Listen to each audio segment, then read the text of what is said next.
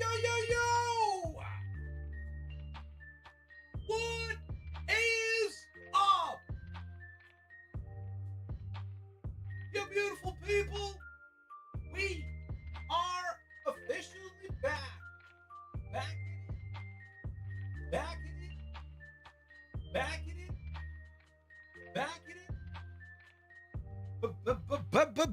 Back at it again. What is up? What is up? How is everybody doing? What is up? Yo, what's up, you beautiful people? We're officially back at it again with a brand spanking new, brand new day live stream. Today, we're talking spoilers for the movie. While talking spoilers, we're also going to put together this awesome set known as the Spider-Man Prison Transport Chase, which is, of course, a scene in the actual movie. Absolutely brilliant, even though it does not involve, well, I guess technically it does involve that character and this character. But these two are not part of this scene. So kind of odd as to why those two characters are included. That is certainly a little bit strange. Nice little Easter egg front and center here with the Amazing Spider-Man 134. That is pretty cool. So right off the bat, we'll put this together. And then, of course, guys, if you guys want, you know, if you guys come through with the proper support, you know what I mean? If you guys come through with a couple of likes, you know, that'd be much appreciated. You know, if you guys drop a like or two or 3 or 50, you know, then we're going to go ahead and actually celebrate Spider-Man twice, because I also have this set to build, which is pretty brilliant. So we have both Tobey Maguire Spider-Man set to build and Brand New Day set to build as well. I really wanted to build the big set with the Hulk and everything like that, but honestly, I saw the set in person and I looked at it and I was like, you know, it's not that great, you know? Like, I was looking at it, I'm like, I ain't gonna lie, I was like, the build wasn't great. The minifigure selection is really nice, but everything else was just kind of mid. Of course, Apollo, thank you so very much for the 78 months of support. Hi, Legends, Kamen Rider Kick. Hey, yo, what you talking about? Rider Kick. Shout out to Kamen Rider Decade. So ladies and gents, we got a lot. What is this guy posting? Yo, weirdo, if you want to get bonded, just let me know and I'll take care of that. I'll hit you with the bond real quick. All right, hold on, guys. I do have to go ahead and bonded, buddy. Man, how do we, like, what did they do?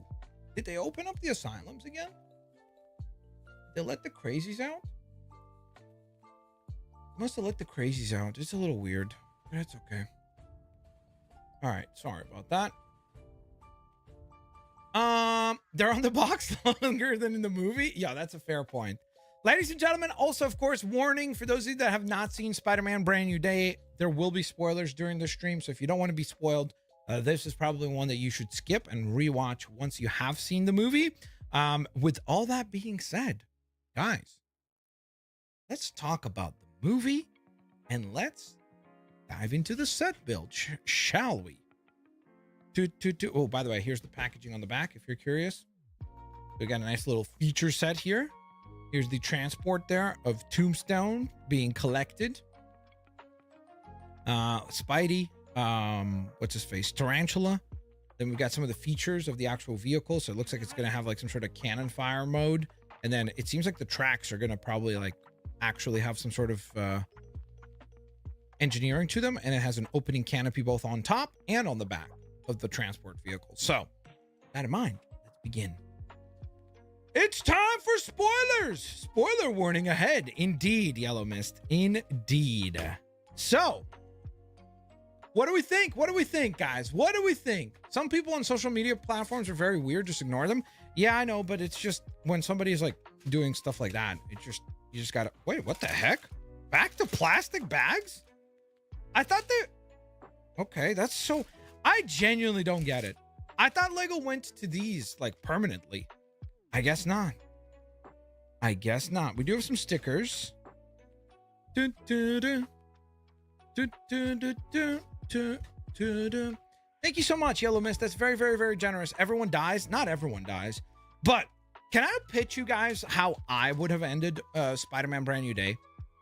And then you guys tell me if it's a good idea or a bad idea. I pitched this already to Levy, and he kind of loved the concept. But can I pitch you guys how I would have ended it? Considering what they do with the scene with Punisher sniping Peter. Well, unintentionally. He was aiming for, obviously, Mary Jane. So, the pitch was this. He fires the gun, and we're all led to believe... Or, sorry. Let me rewind a little bit. If you guys remember, Tom Hardy's Venom was in the Marvel Cinematic Universe proper, and got transported back. But a little bit of the symbiote residue got left behind. Remember that? So, think if it was collected... Ooh, dude, this is a nice Spider-Man minifigure. What the heck? Yo, this might be the nicest Spider-Man we've ever gotten. Holy moly, this is really well made. Look at the print work on the arms. Even the... Dang. Like, the texturing on the back is really well done. I don't know if you guys can actually see that. Probably not, because my camera doesn't want to focus enough. Don't have paper. All right, there we go. I don't know if that'll... Yep, that's better. There you go. You can see it's really well made. Big dubs. Great minifigure. We'll put you over here, Spider-Man. Guard the Blitzwinger logo. Thank you so much. So think about the fact that oh my goodness, why am I forgetting right now? The Department of... Oh my goodness, what is the name of the organization that Metzger's ahead of?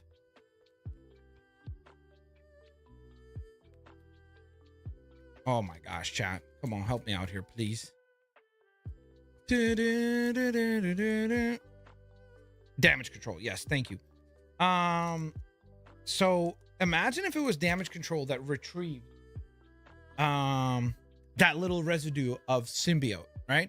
So during the process of when Peter was just about to regain control over himself, like remember that moment when he specifically says, "I'm both." Like when he's asking, like, "Am I Spider-Man or am I Peter Parker?" And then he just goes, "I'm both," and he does his whole shoo shoo shoo shoo fancy stuff. Imagine if during that segment he stumbles across the canister, and that canister has that tiny little symbiote turd in it, and it attaches itself to Peter Parker, right? The rest of it, you can pretty much play out, for the most part, exactly how it did. So, Peter sacrifices himself to save Jean Grey. That is the kind of fade to black moment. But then, the post-credit scene, instead of being a teaser for Secret Wars and Battle World, more specifically, imagine if it's the scene from the Hunt storyline with Kraven the Hunter, when Kraven's hunting Peter Parker and he's got the symbiote suit, and it's Peter coming up from the grave, but he's rocking his symbiote suit. Would that not have been bananas? And that's what we end on. We end on Peter Parker, Tom Holland's Peter Parker, is alive and has bonded with the symbiote. I feel like people would have lost their minds if that happened, no? So yeah, so that was my slight alternative pitch. We got a whole bunch of like web accessories here as well, which is really nice. I like that all the Spider-Man figures now come with these, so you can go ahead and use those for like cool action scenes, or like if you're gonna put together a little diorama or something like that. It's pretty nice. So I like those. That's nice. We'll give that a little bit of credit. Yo, Bosna, thank you for the 61 months of support. What's up? What's up with you, Bosna? Are you still in vacation land? Let's put it that way, without doxing where you actually are. So yeah, listen, it's not a fully flashed out theory, but it's something that, in fact, I think had you attached the symbiote to him, you could have also justified like the whole idea of like, why does Peter take control and kind of like takes over the spider part of his DNA, right? Because the entire movie he's trying to like fight off the spider DNA that is gradually increasing further and further and further in control in terms of his body. So the way that you could have justified that is the reason why he's able to go ahead and get around it is because he now has the symbiote attached to him, and the symbiote helps him kind of suppress the original spider element. And I think people would have lost their minds. Like, imagine the level of excitement people would have knowing that the next time that we see Tom Holland Spider-Man, he would be symbiote Spider-Man.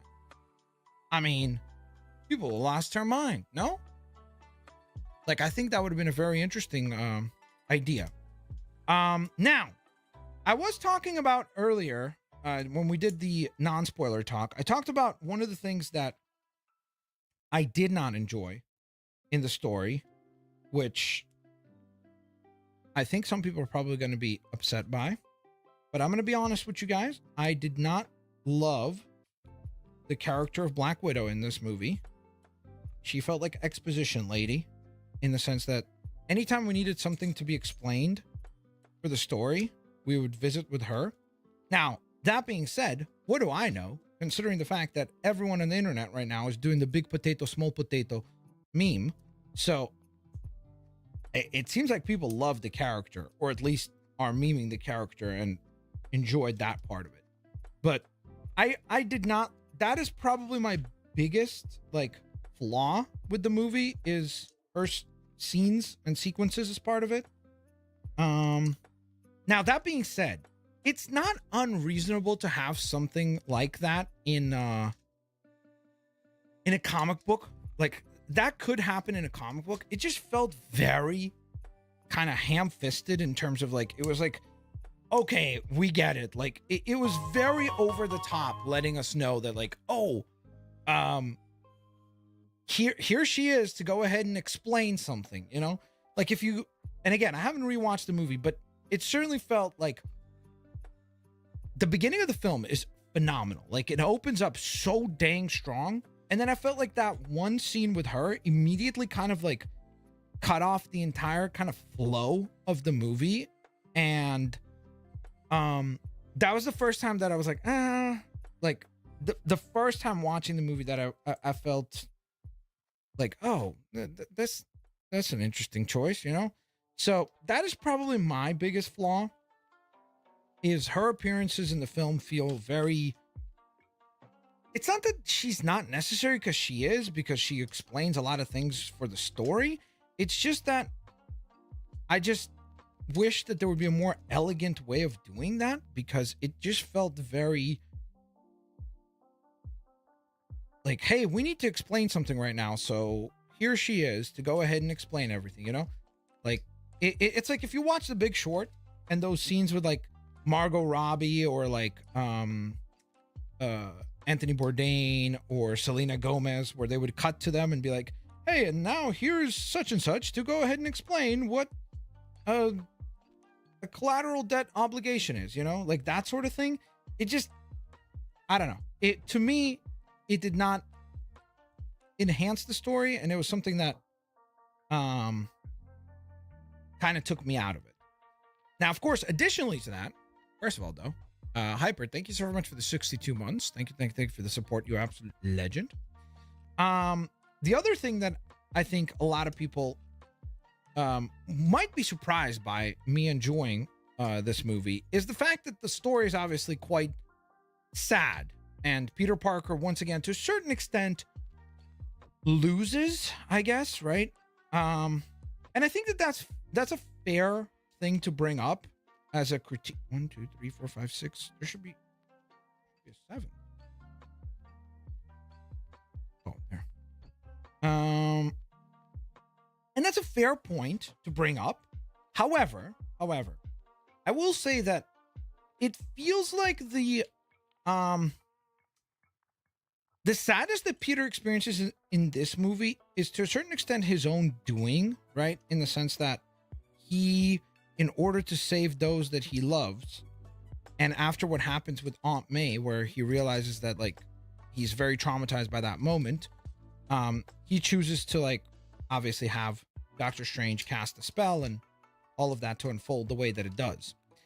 And so it feels like he has agency in his story instead of just like bad things always happening to him. This is more a case of like facing consequences, which I don't think is the same thing as like putting Peter Parker through pain and suffering for the sake of putting Peter Parker through pain and suffering. I think those things are distinctly different. So that's the main reason why it didn't bother me as much. What set is he building? I am building the transport prison chase. This one right here. So this is what we're building. Hyper. And we'll see. We'll see. If you guys show some support, we might actually build this one too. A little Tobey Maguire action as well. So I got 2 Spidey sets that we could go ahead and assemble. My biggest flaw was give me a real Mary Jane. What does that mean?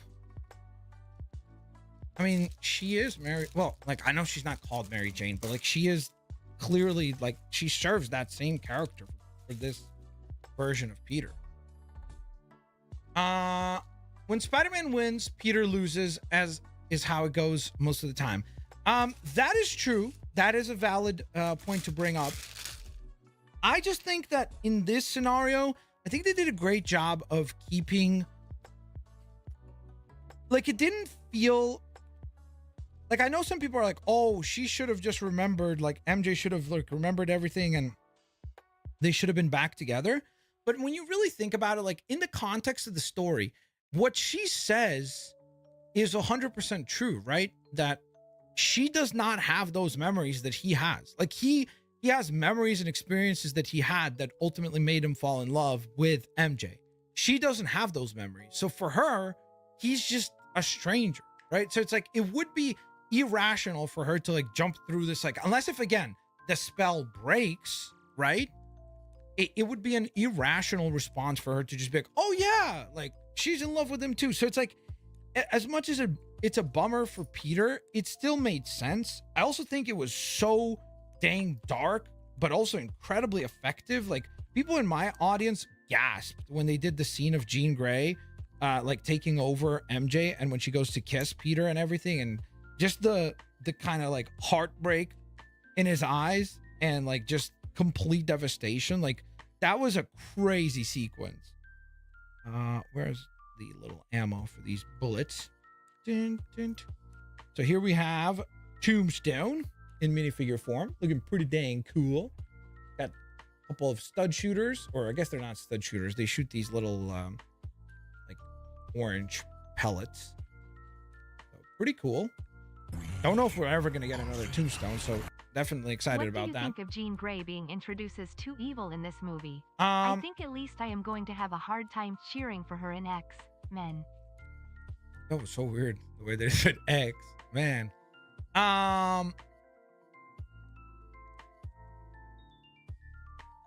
Okay, so Apollo, the thing is, I agree she definitely comes off as incredibly evil and extreme, but she's also like, we do get a rational explanation for why she's doing what she's doing, right? Like in terms of like, it's not like she's like just evil for the sake of evil, right? Like she does have quote unquote a motivation. And then additionally to that, I think that they do a good job of trying to kind of reel her back in the sorry, I should not have done this step first. Should have done this first. Trying to reel her back in and kind of like give her a little bit of a redemption moment at the very end, right? Like, because not only does she go ahead and stop the mind control that she has over everyone, but she ultimately also continues to take control over Peter Parker and continues to keep him breathing, because otherwise he'd be dead, because was it not for her, he would be dead, right? So I think that was well done. in terms of like trying to give her some redeeming qualities. But then I would also let you know that, spoiler alert, Jean Grey is gonna go full on, how do we put it? Cuckoo for Cocoa Puffs. She's gonna go crazy because she does become evil as the Phoenix, right? And she's becomes not just evil, she like incinerates people alive. So it's like she's gonna, the idea of planting that seed of like, she has this part to her, like this darkness is in her already. And so they've already kind of planted that concept with this movie by like, holy moly, Colin, you maniac!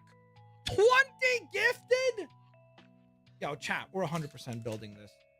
Shout out to Colin. Colin, we're building this set. Thank you so much, Colin. You absolute maniac. Thank you. That is insane. 20 gifted? Thank you.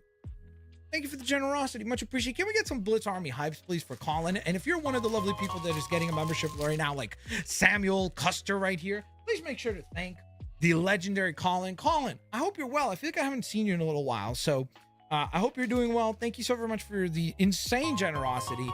This is far too much. Thank you, though. For real, for real. Incredibly kind. Seriously. Sorry. So as I was saying also with the Jean Grey, I think that I actually think it's smart because okay, I would put it this way. If you were Jean Grey, like put yourself in the shoes of Jean Grey, where like the only thing that you have in your entire world, like you've been abandoned by your parents because they consider you to be a freak. And the only person you had in your world was your sister, and she was taken away, and she finally reached out to you via this mind control and this connection that you have, letting you know about this VMAX element. You would go through everything in order to save her, retrieve her, whatever it is, like till the very last moment, right? She thinks that it is the VMAX is somehow tied to Jean Grey being able to save her sister. So to me, I personally think that it made sense in the context of the story in terms of like, was that an incredibly quote unquote evil thing to do? Yes, of course. And what she did with Peter, that almost shows that's like a next level up of evil, because what she did was not just hey, I needed to get from point A to point B, so I was going to do what needs to be done. That's not what she did. What she did with Peter there was truly manipulation and truly evil. Like there's no way to justify it. But I would say that I think Jean Grey has that part to her, and we know that ultimately when she's possessed by the Phoenix Force,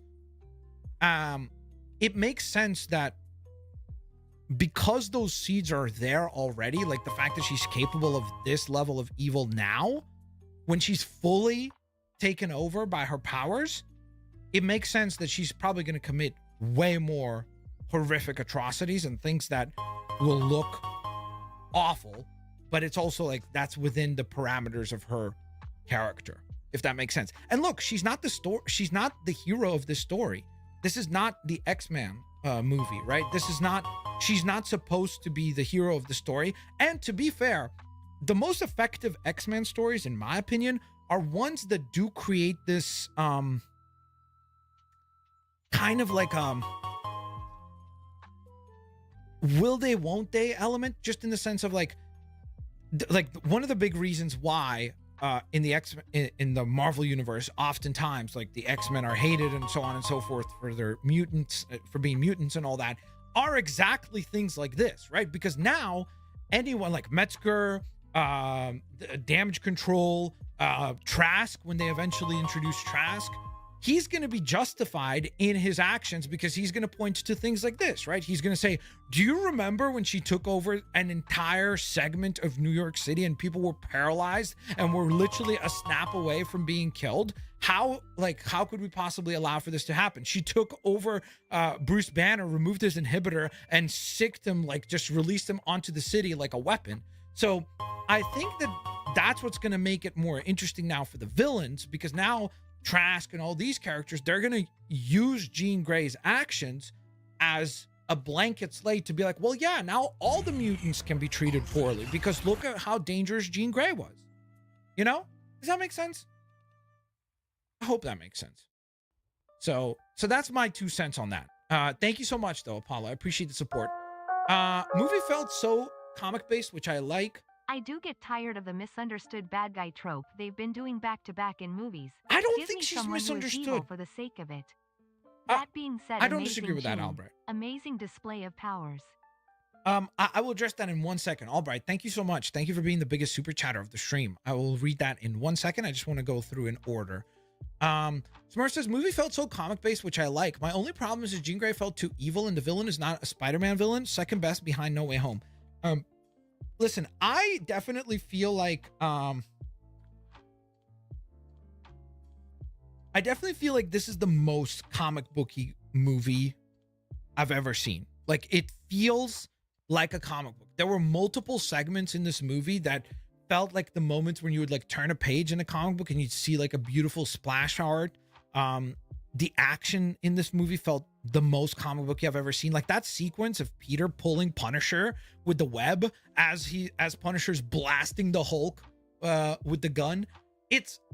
I was like, that is literally like, I could see that being drawn on a page. It was so brilliant. The scene after Hulk or the entire fight sequence between Peter and the Hulk, incredible. The scene after the Hulk and Spider-Man and Punisher fight, when Peter's like sitting on that opening of the like the broken piece where the Hulk fell through, that was such a beautiful shot. Like just cinematically speaking, it was just such a pretty shot right there.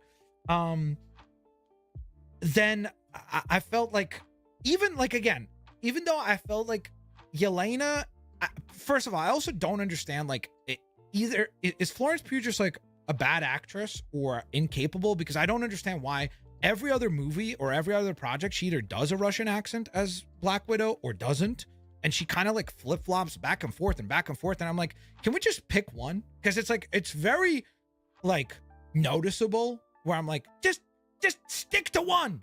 Like, either do the accent or don't do the accent. But she just keeps going like back and forth. I don't get it.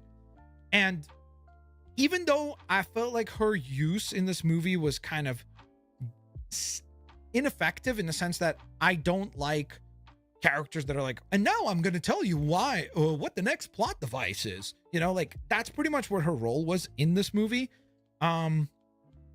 I don't like that. Usually I'm more of a like, show me, don't tell me. Like, I think that's more effective in movies. And so I didn't like her like role, but at the same time, I was like, I've read hundreds of comic books where exactly that happens, where it's like a hero will go and visit someone else and that other character will like give them insight into how to move the plot forward. So even that felt very authentic to comic books. So as much as it is a critique, I also am kind of like, yeah, it's I've seen that happen so many times in comics that it doesn't really like bother me or make me feel like it's ineffective, but it didn't like ruin the movie for me, if that makes sense. Like, it's a flaw that I acknowledge that I did not like, but it does not bother me to the level where I'm like, oh, well, it's ruining my experience with the movie.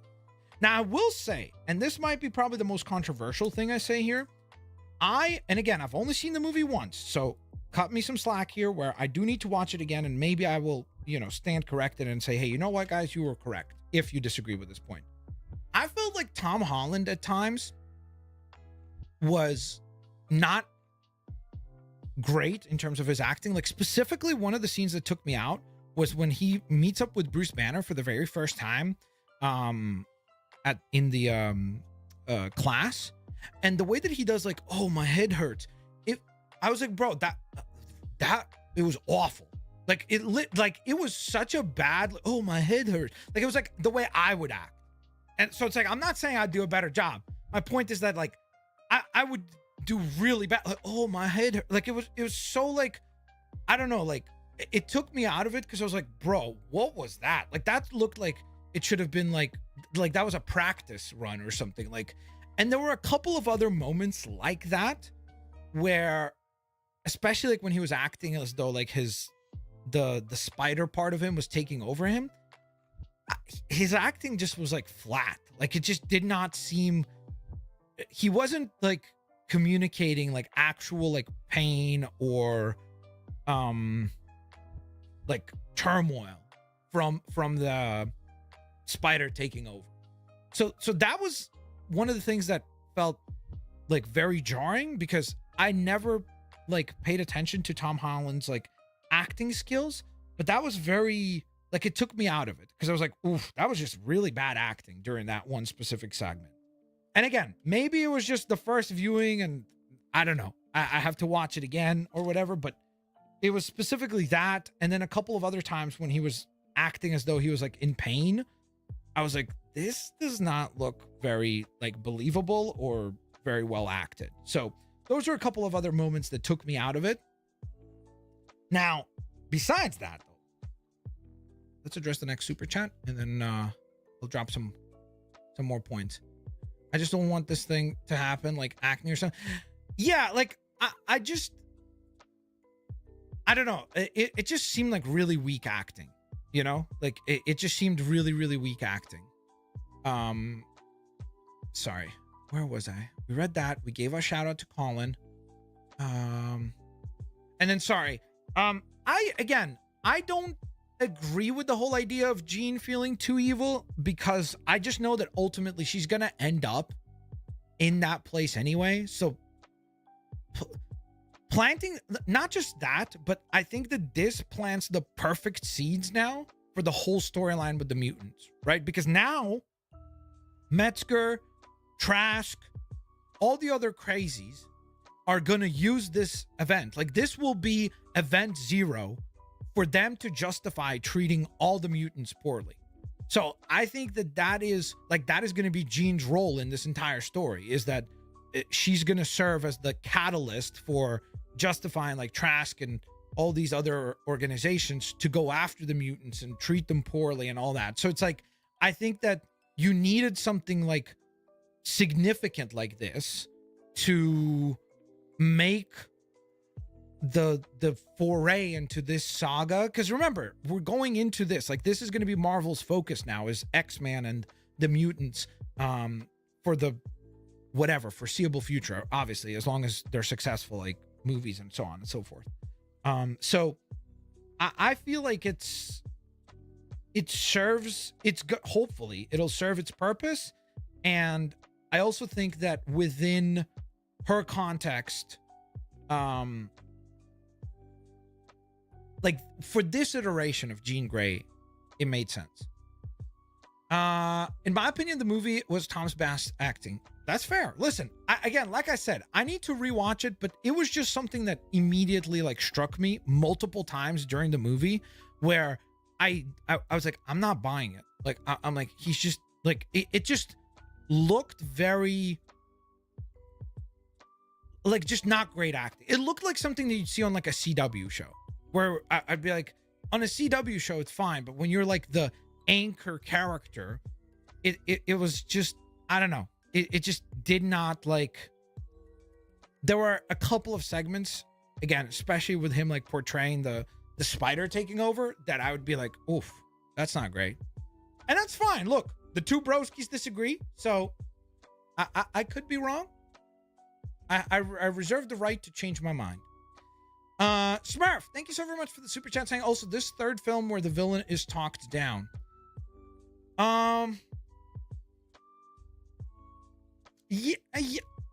Yeah. I mean, yes.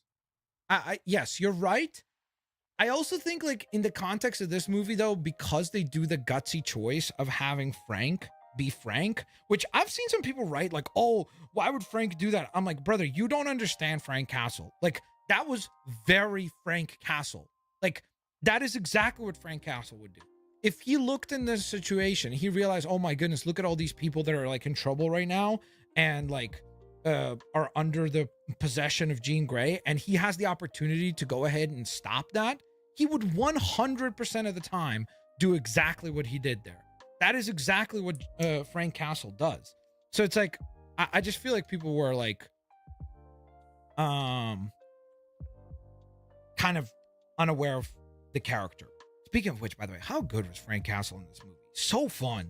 Like I almost just want an entire team up movie of just Punisher and Spider-Man, because they were just so fun together. Like, you could just tell it just had this like really awesome like levity and chemistry. It was really cool. And just Punisher working in a PG-13 environment was so cool, because like I like how they stayed authentic to him. Like, when he gets kicked by Spider-Man through the van, right, and he flies out, he spits up blood, and like you can see like a pile of blood below. So they still kept him like grittier, and obviously he swears at times. And then the scene, remember when MJ opens the cabinet and it has all his like family photos and everything like that? Like, that was a great bit of character work right there, where it immediately kind of like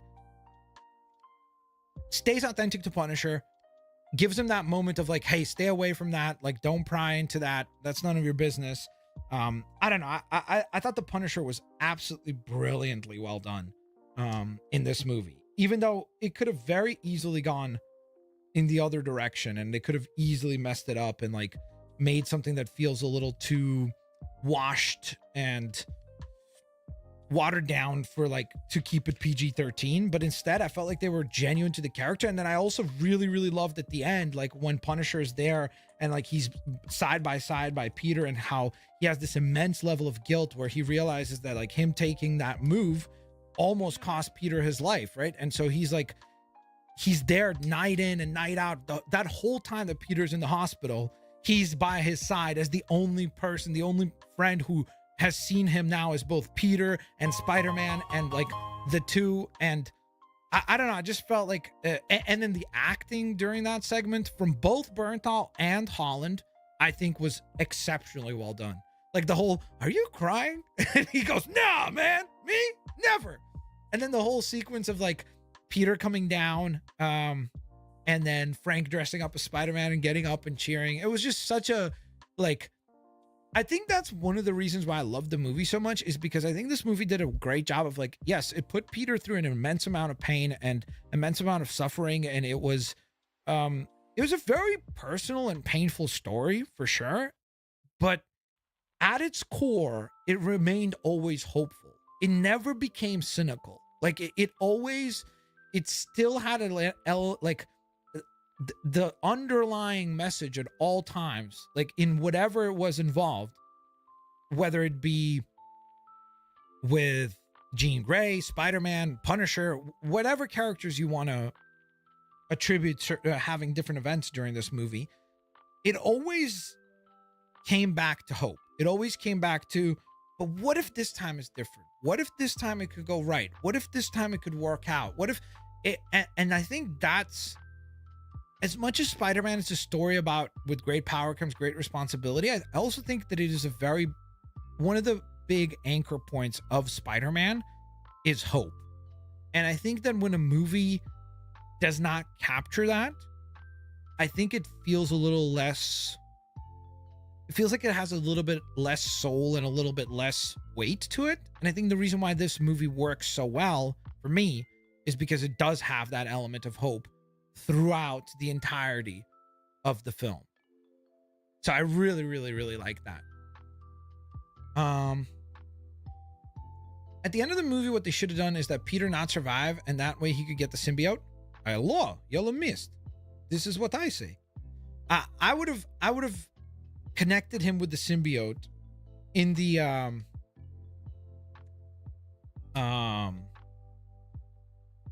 Department of Damage Control. And I would have used that as a way to hype up that next time that we see Peter Parker, it's going to be on Battle World, it's going to be in Secret Wars, and it will be Symbiote Spider-Man. But, you know, coulda, shoulda, woulda. It didn't happen. Albright, thank you so very much for the first, or sorry, not the first, for the biggest super chat. I meant to say, apologies about that. First was Yellow Mist. Thank you, Yellow Mist. I do get tired of the misunderstood bad guy trope that they've been doing back-to-back movies. Give me someone who's evil for the sake of it. That being said, Amazing Jean, an amazing display of her powers. Yeah, I do think that they did a wonderful job of establishing her as like a top character right away. I think that the fact that they, first of all, Sadie Sink, what an actress. Like, I feel like she did well in Stranger Things, but coming out of Stranger Things, like, I would not have guessed that she would be the one that would go on to have, I think, the most impressive career. But seeing her in this, I missed the part where that's I my genuinely problem. think she will be the most Went in successful. with huge rumor expectations, so it was a 7/10 at first. Interesting. Second watch, 8/10. I Nice. forgot I was in a theater. Still wanted more Jean, but she's clearly being set up for X-Men movie. Exactly. That's exactly what I'm saying. That they're going to use the events that happen in this movie as a setup for X-Men. But I will address your super chat in more detail in 1 second, Hyper. Thank you so very much for the very generous tying the biggest. Oh, sorry, no, almost biggest super chat stream. Thank you. Gotta give credit to Albright. I agree with you on the notion of misunderstood bad guy does feel a little tropey, I guess. At the same time, I think that sometimes it's a little difficult to tell a very emotional story with, oh, it's a bad guy for the sake of being a bad guy. Like, I think that most of the time bad guys do need to have a little bit of layer to them. I don't disagree with you that, like, what you could do, right? Like, in this case, Jean Grey was someone who clearly has some evil tendencies, and she chose to do something really horrible multiple times in order to what she felt like was justified in her eyes because she was trying to save her sister. But ultimately, having talked to Aunt May, who is in this version of Spider-Man, Peter's moral compass, right? Like, she, the same way that Uncle Ben usually would be the moral compass for Peter Parker, in this version, for Tom Holland's Spider-Man, the first time we hear with great power comes great responsibility is in No Way Home. And so she is his guiding star. She is his North Star, the moral compass that this version of Spider-Man follows. So it was kind of believable that Jean Grey, having been exposed to someone with so much heart and so much love, being able to, like, convince her and kind of shake her out of it, because Jean Grey is not all evil. Not until she's possessed by the Phoenix. So there's a part of her, most of her is good. So the outcome was net positive. Now, she still did horrible things, right? On the flip side of that, they could now tell a story with someone where there's this element where it's like there's a hope of, like, oh, well, you're going to redeem yourself as well, like Trask or Metzger or whatever, right? Whatever character they choose to go with next. And instead, in that case, that person doesn't choose the good side.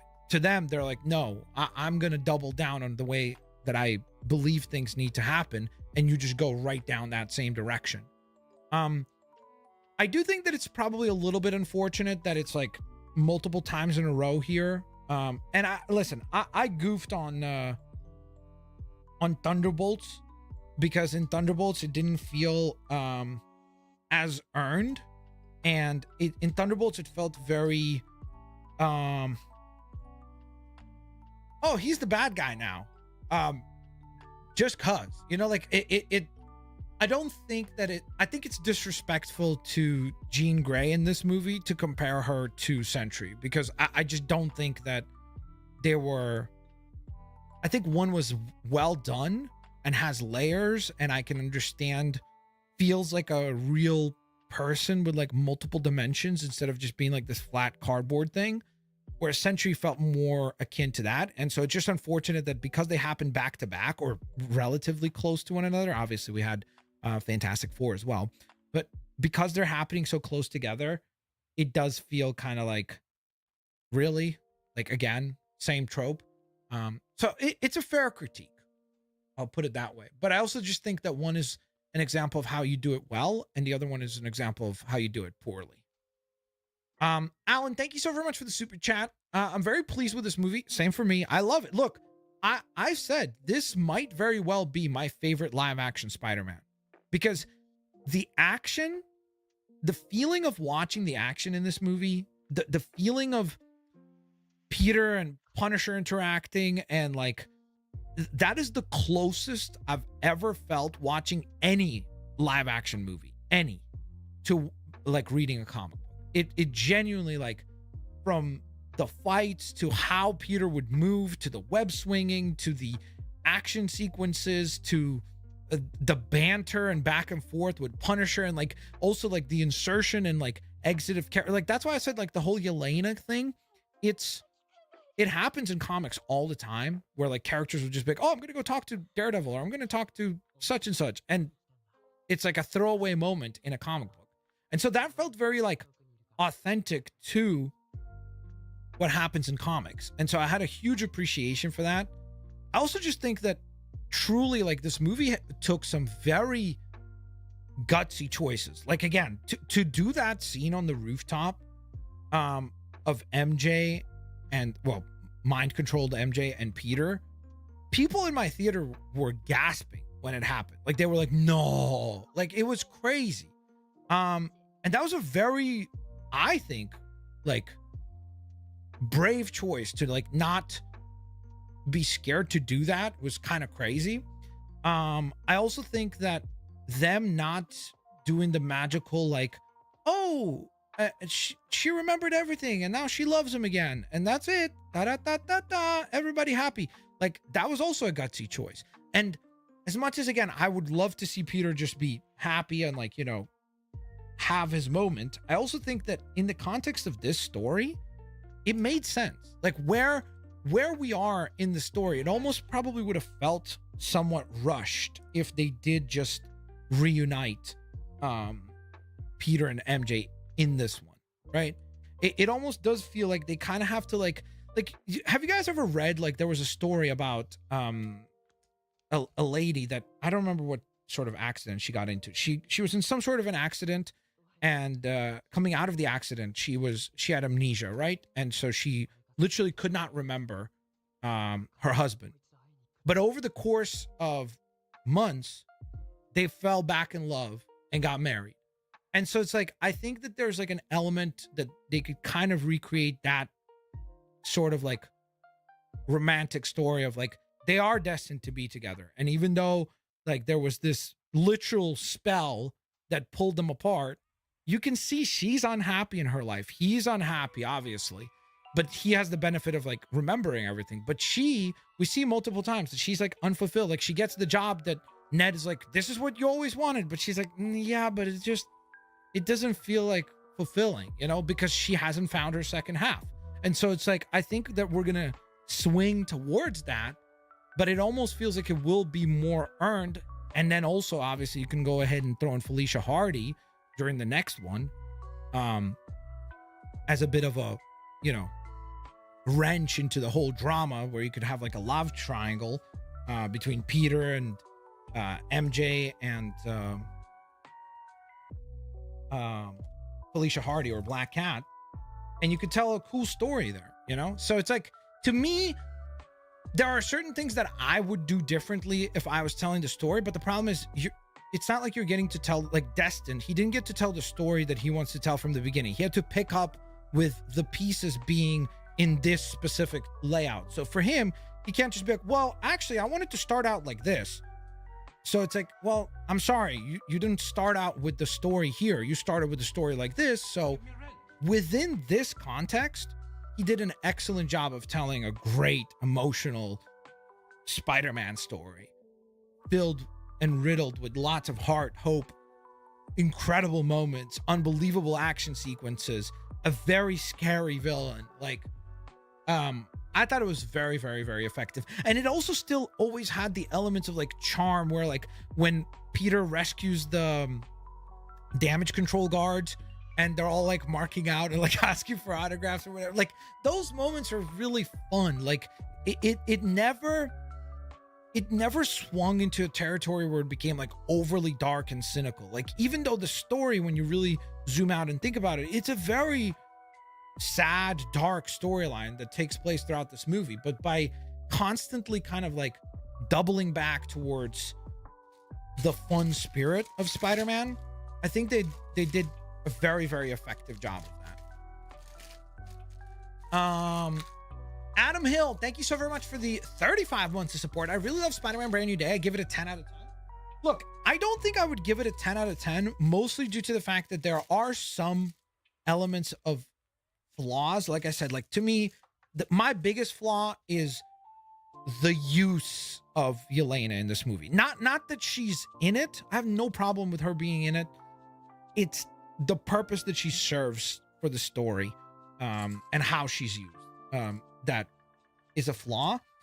And so I don't think I could give it a 10 out of 10 from like a technical perspective, but I absolutely adored the movie. Like, I genuinely had a huge smile for majority of the film, aside from obviously some crazy moments. But I don't remember ever watching a movie that was this authentically Spider-Man. And like, I genuinely think it might be the best at capturing that like spirit of Spider-Man. Here's our new minifigure right here, or Boomerang. A character that barely appears as well. Again, I know that those characters didn't appear much, but they were really fun. Like the segments that they were featured in, I thought was fun. It was just kind of like a highlight reel of Spider-Man just destroying some fools, you know, and keeping the city in check. Hyperplays, thank you so very much for the second biggest super chat of the stream. Went in with huge rumor expectations, so it was a 7 out of 10 at first. Interesting. I wonder what the rumor expectations that you had were that made you give it, I guess, like a lower rating, even though 7 out of 10 is a very good rating in my opinion. But I'd be curious to know what that is. Second watch, 8 out of 10. I really wanted to have a chance to watch it, but I was so dang busy this week. Like yesterday was insane. So unfortunately I have not had a chance to go watch it again, but I would really love to be able to catch it at least one more time in the movie theater. So I'm going to try my best, maybe this weekend, maybe next weekend, but I definitely would like to give it another viewing. Still wanted more Jean, but she's clearly being set up for X-Men movies. It's interesting. More Jean. Did you not feel like there was a lot of Jean? I feel like that might be the first time I've ever heard that critique. More Jean. Usually I've heard too much. So kind of surprised by that.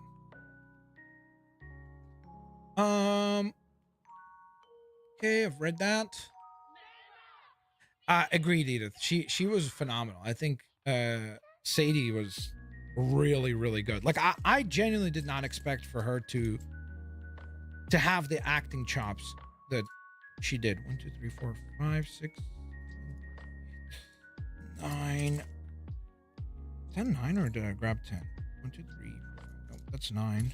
Should be one more. Chat, where's the last one? Did I leave it in the bag? Put the bag! Wait, no. Put the fries in the bag. Is that what you say? Chat, we have an accident here. Oh, no. I might have to summon damage control. Chat, we need 10 of these pieces. We have 2. We have 4. We have 6. We have 8. We have 10. The problem is that the accident is that I don't know how to count. That's the accident, chat. So, my bad. Ha ha ha, very hilarious. That's a good one, sir. What's up, Casmi? How are you? Thank you so very much for the super chat. Much appreciated. Smurf, thank you for the super chat. One thing people miss is not everyone is Cap or Peter. And to me, the movie heightens how much of a good person Peter is and not so much how evil Jean is. Wow, that's a really cool way of looking at it, actually. Like, legitimately. Smurf, that's a very interesting way of looking at it. But it's also interesting in the sense that, like, Peter has these moments, right? Like, where he will, quote unquote, kind of like step into the dark side, you know, where he will be, like, his pain and loneliness in this movie, for example, is the thing that ultimately makes him follow Ned to the house party. And he puts himself in, like, kind of in a dangerous proximity to these characters. So, but that's a very interesting way of putting that, Smurf. That's a great super chat. Thank you. Also, did anyone else take notice of the fact that it seemed like once Peter drank the beer at the house party, that's when things went awry. I wonder if that was a little bit of commentary from Tom Holland, since he doesn't drink. He was like, as soon as Peter drank alcohol, everything went to poop. You know, the whole, everything, like literally, that is the moment where everything in the story starts to go wild, right? So it kind of makes me wonder if that was a little commentary there from Tom Holland, especially because he has the alcohol-free beer, right? Oh, I don't know how to read that. I'm so sorry. To this person, huge thank you to you for becoming a member. I appreciate your support. Thank you. Welcome to the Blitz Army. I don't know how to read that, unfortunately. So just a shout out to you. And thank you for becoming a member. I appreciate you. Math can be tough. Thanks, Aaron. You would know. I like how I recounted it twice too, and I was like, it's 9. And then I'm like, wait a minute. How is that possible? And a third recount made it obvious that we had all 10 pieces all along.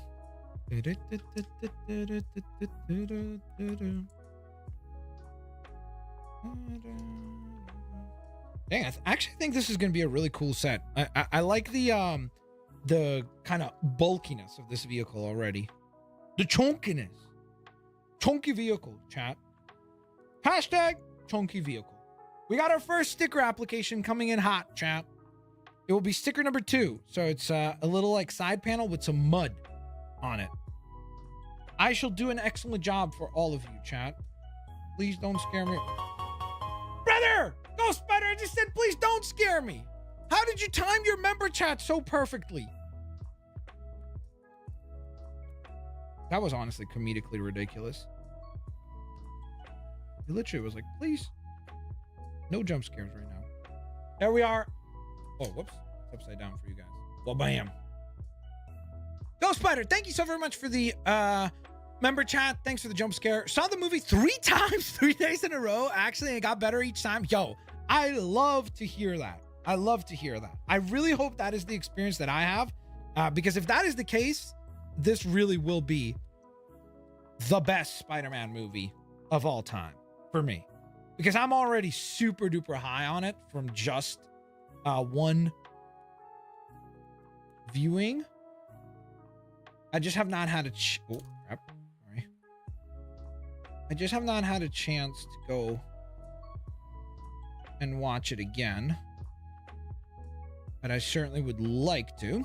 Also, chat, if you know Ball, what is the Amazing Spider-Man 134? What is the significance of this? Quick, who knows?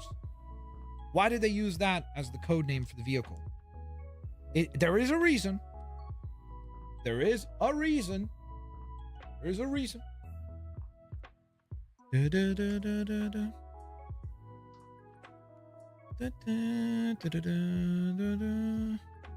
you please finish? Wait, what?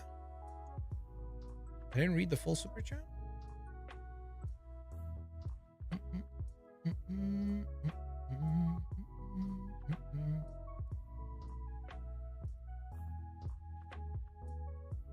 Where? Oh, yes. Sorry about that. The suit is absolutely fire. I agree with that. It seemed like Punisher and Spider-Man were brothers. I agree. I think that the dynamic between Peter and John Bernthal was phenomenal. Like they better have those two in a movie again. Also, it's kind of crazy, but I only realized this after the movie when a friend pointed this out. Punisher has not appeared in any other movie, right? And I was like, you're right. He's been in nothing but the TV shows. I mean, like, I guess if you want to call One Last Kill a movie, technically, I guess you could do that. But generally speaking, this is his first movie appearance. And what an appearance. I mean, Bernthal absolutely killed it. Just phenomenal work. And I agree with you. I think that him and Tom Holland just had, it was definitely a great way of putting it. The sort of like bigger brother, smaller brother, younger brother, I should say. dichotomy to the two of them, where they would tease each other and kind of like, you know, poke fun at each other, but at the same time, when push comes to shove, they have each other's back. And I definitely agree with that. I think that is a very valid point.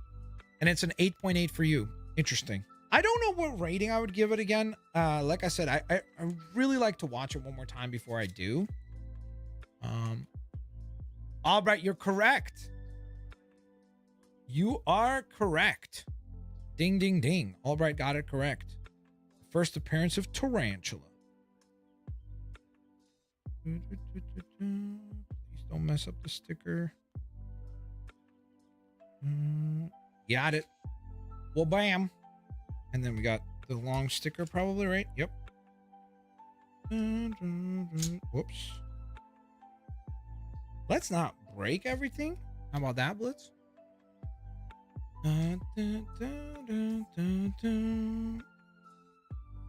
Whoops. Whoops.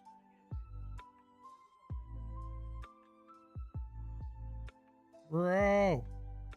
One day Lego's just gonna do prints instead of stickers, and that'll be a glorious day. Well, bam! That's the other side. So we have both sides now completed, stickered up. Not fully. There's obviously a few more stickers coming up, so those are still en route. Whoops. We should be working on this side.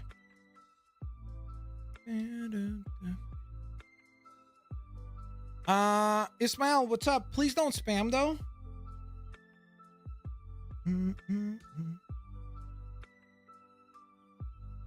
Now we do these side tiles. But yeah, in general, I friggin' loved Spider-Man Brand New Day. Like, really, really, really, really had a blast with it. I thought it was a wonderful Spider-Man movie. Also, to most of you guys, did you watch it once, or have you already had a chance to have seen it multiple times?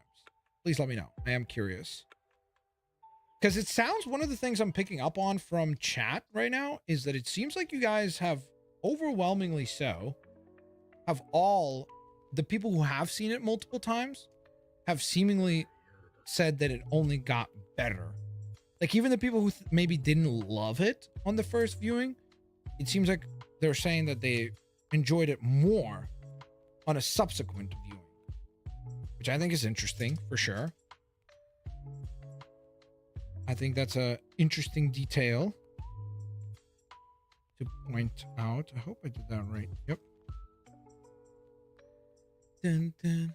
Only one so far. Apollo seen it twice. I'm now 6 Ultimate Digimon in and 1 Mega. The rest are champion. Nice. Big dubs. Apollo, what did you think on a rewatch? Better? Worse? Same? Just curious.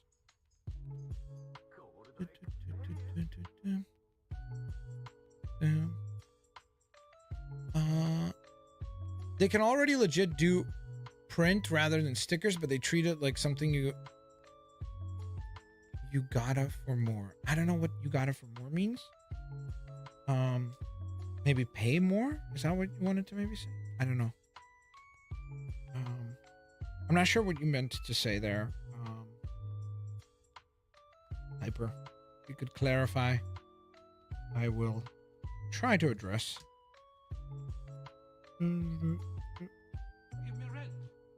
Oh gosh, how did I miss that? When was that step? Chat, we need to remove these bricks.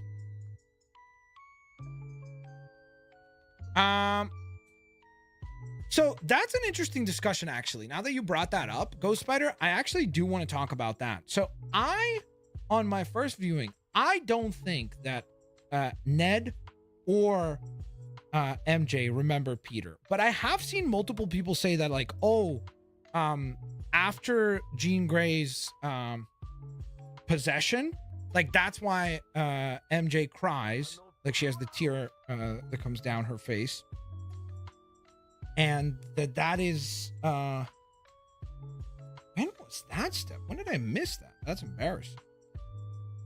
I personally did not perceive it as that. I think it's more like with Ned, for example. I think it was, you know, like muscle memory, where it's not like you know how athletes will oftentimes talk about like when you will go, like, let's say in baseball or whatever, or in soccer, like football, they don't think about like, hey, how do you shoot the ball, or like how do you curve the ball? You just do it because you have muscle memory. And so I think that like when he did the handshake with Peter, I think it was truly like muscle memory took over. Like it wasn't him kind of like doing the handshake as like a remembrance of Peter, because if it was MJ that like unlocked their memories, then she should have recognized him in the shop right away, right? It would not have been the handshake that does it, you know? So to me, I don't think it's a sign that they remember. I think it's a sign that like it sounds, but it's almost like their bodies remember, but their mind does not. Does that make sense? Sounds confusing. I've only seen it once, but saying it gets better with each time watching it again is suggestive. I don't know what that means. What does that mean, suggestive, in this context? I know what the word means, obviously. Like, manipulative, or what do you mean? I didn't say it does. I said that it seems like it from the people who have mentioned it. Because again, I haven't seen it again, right? I might go watch it again and be like, yo, I think it's worse. I hope not, because I freaking love this movie. So I'd almost be like, that's part of the worry. When I love a movie, I almost don't want to like spoil it for me. And I'm like, I just want to keep this version of this movie in my head.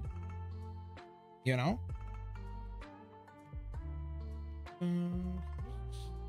Work.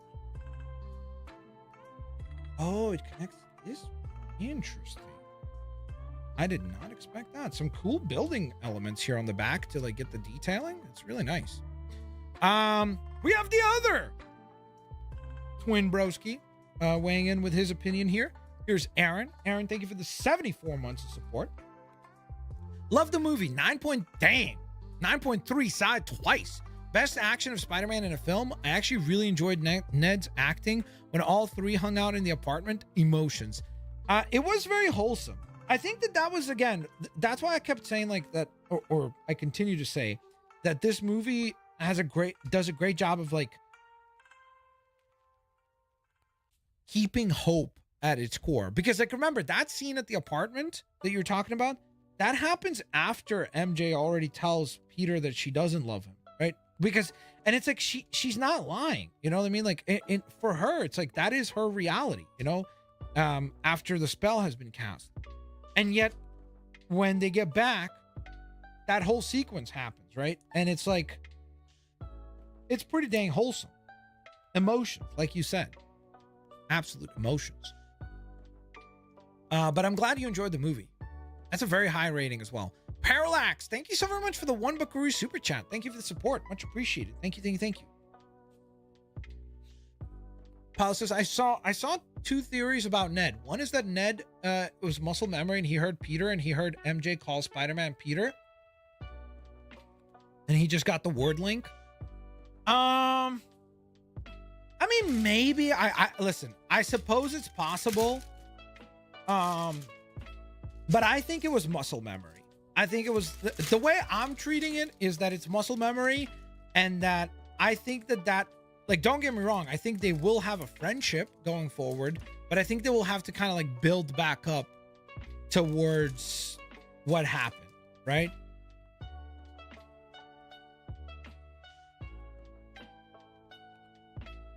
I think he meant subjective. Yeah, subjective would probably make more sense there, but I'm not 100% sure. What I'm trying to say, it doesn't matter, because you may have the same opinion as if you saw 100 times. The LMS, I guess I'm not really sure what your point is. Are you suggesting that I shouldn't rewatch the movie, or that I should, or I'm not really understanding. I'm sorry. I'm not sure I understand what you're like. What is the point? I guess. Sorry. Because to me, I think like the reason why I like watching movies at least twice before I make a judgment call. Holy moly! Albright. Albright. Ladies and gentlemen, can we get some Blitz Army hypes for Albright? Uba. Albright, thank you so much, you legend. Thank you, thank you. Albright! Why do you keep gifting more memberships? He's coming in with the 1-2 punch now. Thank you. Albright! I really hope Albright is not stuck in gift mode right now. Or is just clicking. It's like that times when you think you're ordering lunch, but you click, the website is stuck, so you just keep clicking, and all of a sudden 10 lunches arrive, and you're like, I didn't order 10 lunches. And they're like, no, yeah, you did. Here you go, sir. Look, 10 lunches. You're like, I didn't mean to. I didn't mean to order 10 lunches. That's my bad. And you're just awkwardly standing there. All right, thank you so very much. I don't even know how many memberships you just gifted. A lot. Thank you. 10, 11, 12, 13. 13! Lucky number 13! 13 memberships courtesy of Albright Uba. Yo, can we get some Blitz Army hypes for Albright? Albright, thank you so very much. You mad lad. Thank you. Insanely generous. Much appreciated. Thank you for the kindness. Thank you for the support. Absolutely incredible. You guys are crazy today. Also, if you're one of the peeps that just got a gifted membership from Albright, make sure to take a moment and thank Albright for the gifted membership. Guys, also here's our little officer character that comes along in the pack as well. Does this character get a weapon? Guess not. Oh no, these are, I think this right applies maybe. The little handcuffs and then the pistol for damage control. I assume, actually maybe the handcuffs, they might go in here actually, never mind. But I think the pistol goes with the Department of Damage Control Officer. Little DODC logo on the back. So that's the fourth and final minifigure included in this. This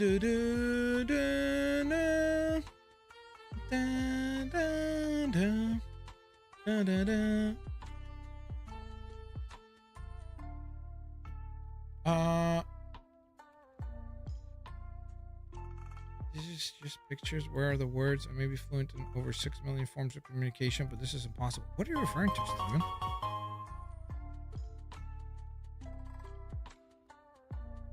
It was so tough when Frank 200. Albright, thank you so very much for another gifted membership, you legend. Thank you. Insanely generous. Thank you so very much for the kindness and support. Much appreciated, guys. Can we please get some more Blitz Army hypes? Yo, well, Piter, that's a crazy way to put it. It was so tough when Frank 200 pumped Spidey. Yo, Frank Castle, when he was possessed by Jean Grey, was legitimately funny. Like, I was like, I did not know that John Bernthal had. I don't think I've ever seen John Bernthal in like a funny role, I guess, like a comedic moment.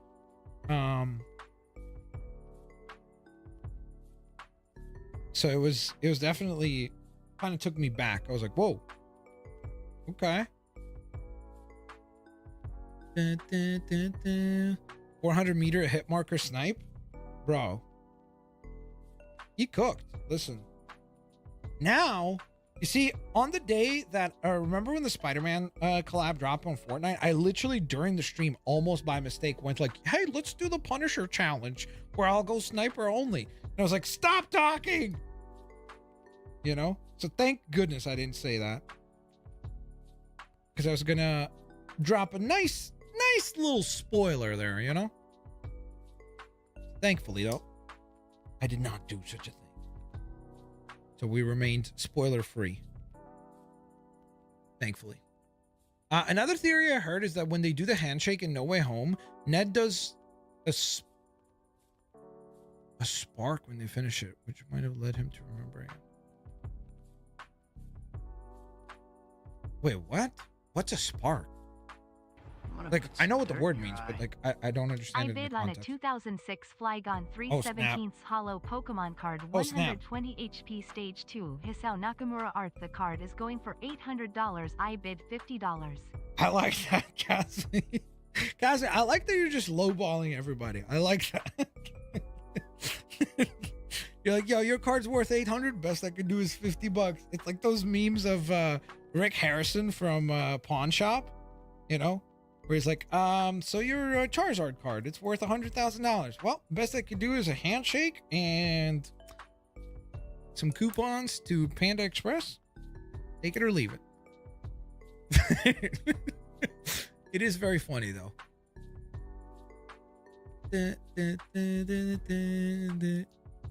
Also, how funny was the whole sequence of like when Peter takes MJ to the to Frank, and like the also, by the way, how cool was it that was the Golden Girl, Frank's ship? How funny was that whole sequence where he's like, you could have killed me. Like, yeah, that's the whole point.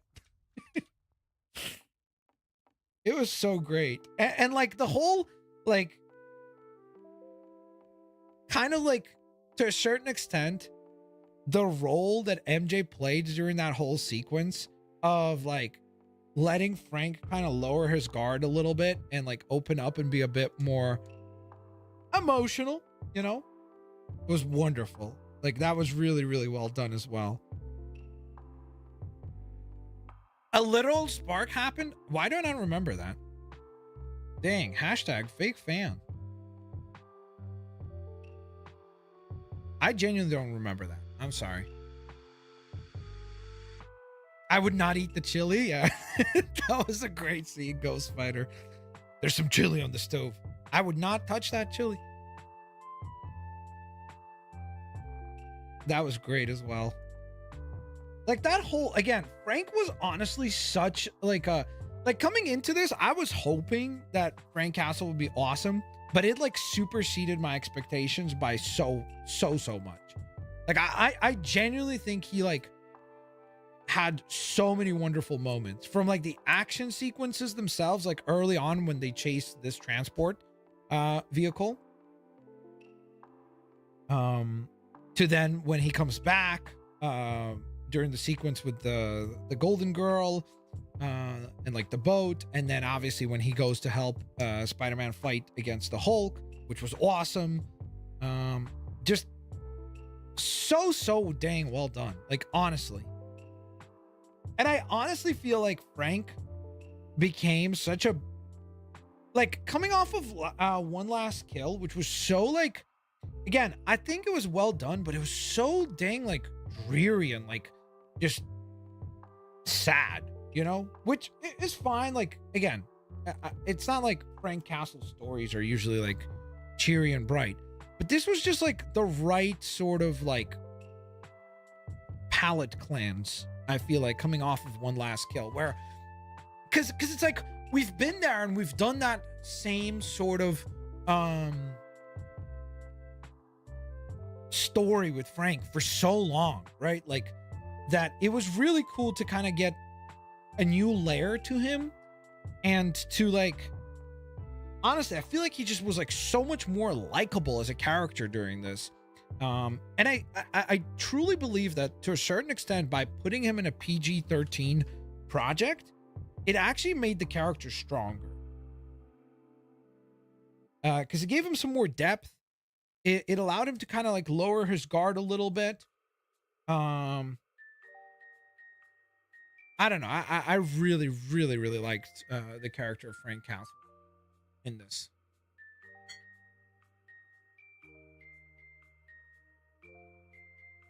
But that tells me Spidey has exactly, Apollo. That's the thing, that it's like, you know that they've had chili together before, right? So he's had his chili and he's like, this thing is awful. It's absolutely terrible for you. So that's the fun of it, though. And again, it goes back to like, they have this great kind of like brotherly relationship in the movie. I'll go here.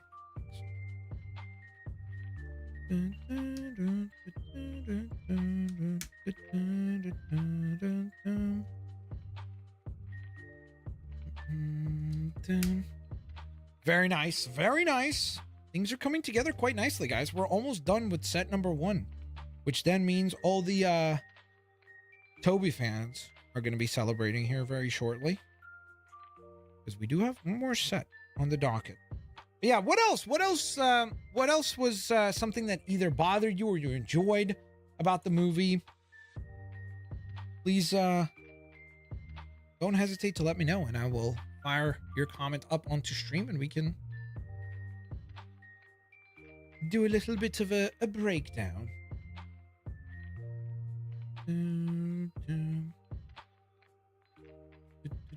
I think MJ knows. You see, I disagree with that. I don't think she remembers. I think that it's more like she's now kind of open to the idea of like getting to know him more, you know? And again, I think it's realistic that she wouldn't immediately just be like, oh yeah, Peter. You know, like, I think it was realistic that she would have the reaction that she did.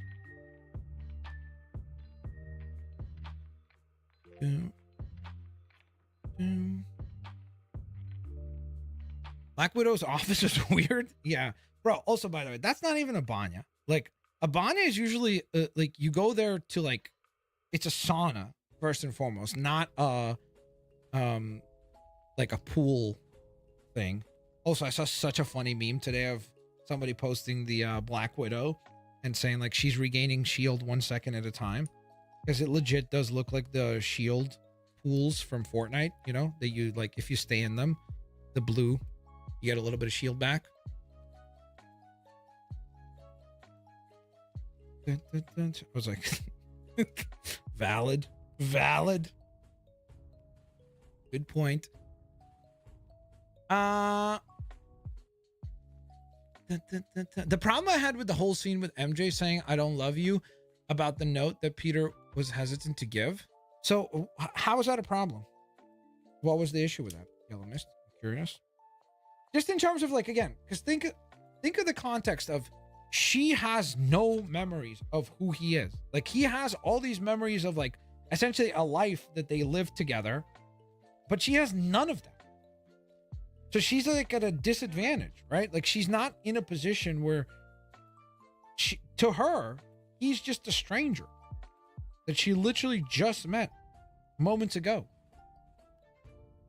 Why would that be an unreasonable response? And I won. W. Casmi. Nicely done. The low bid worked out. Was I supposed to apply this sticker on the interior somewhere?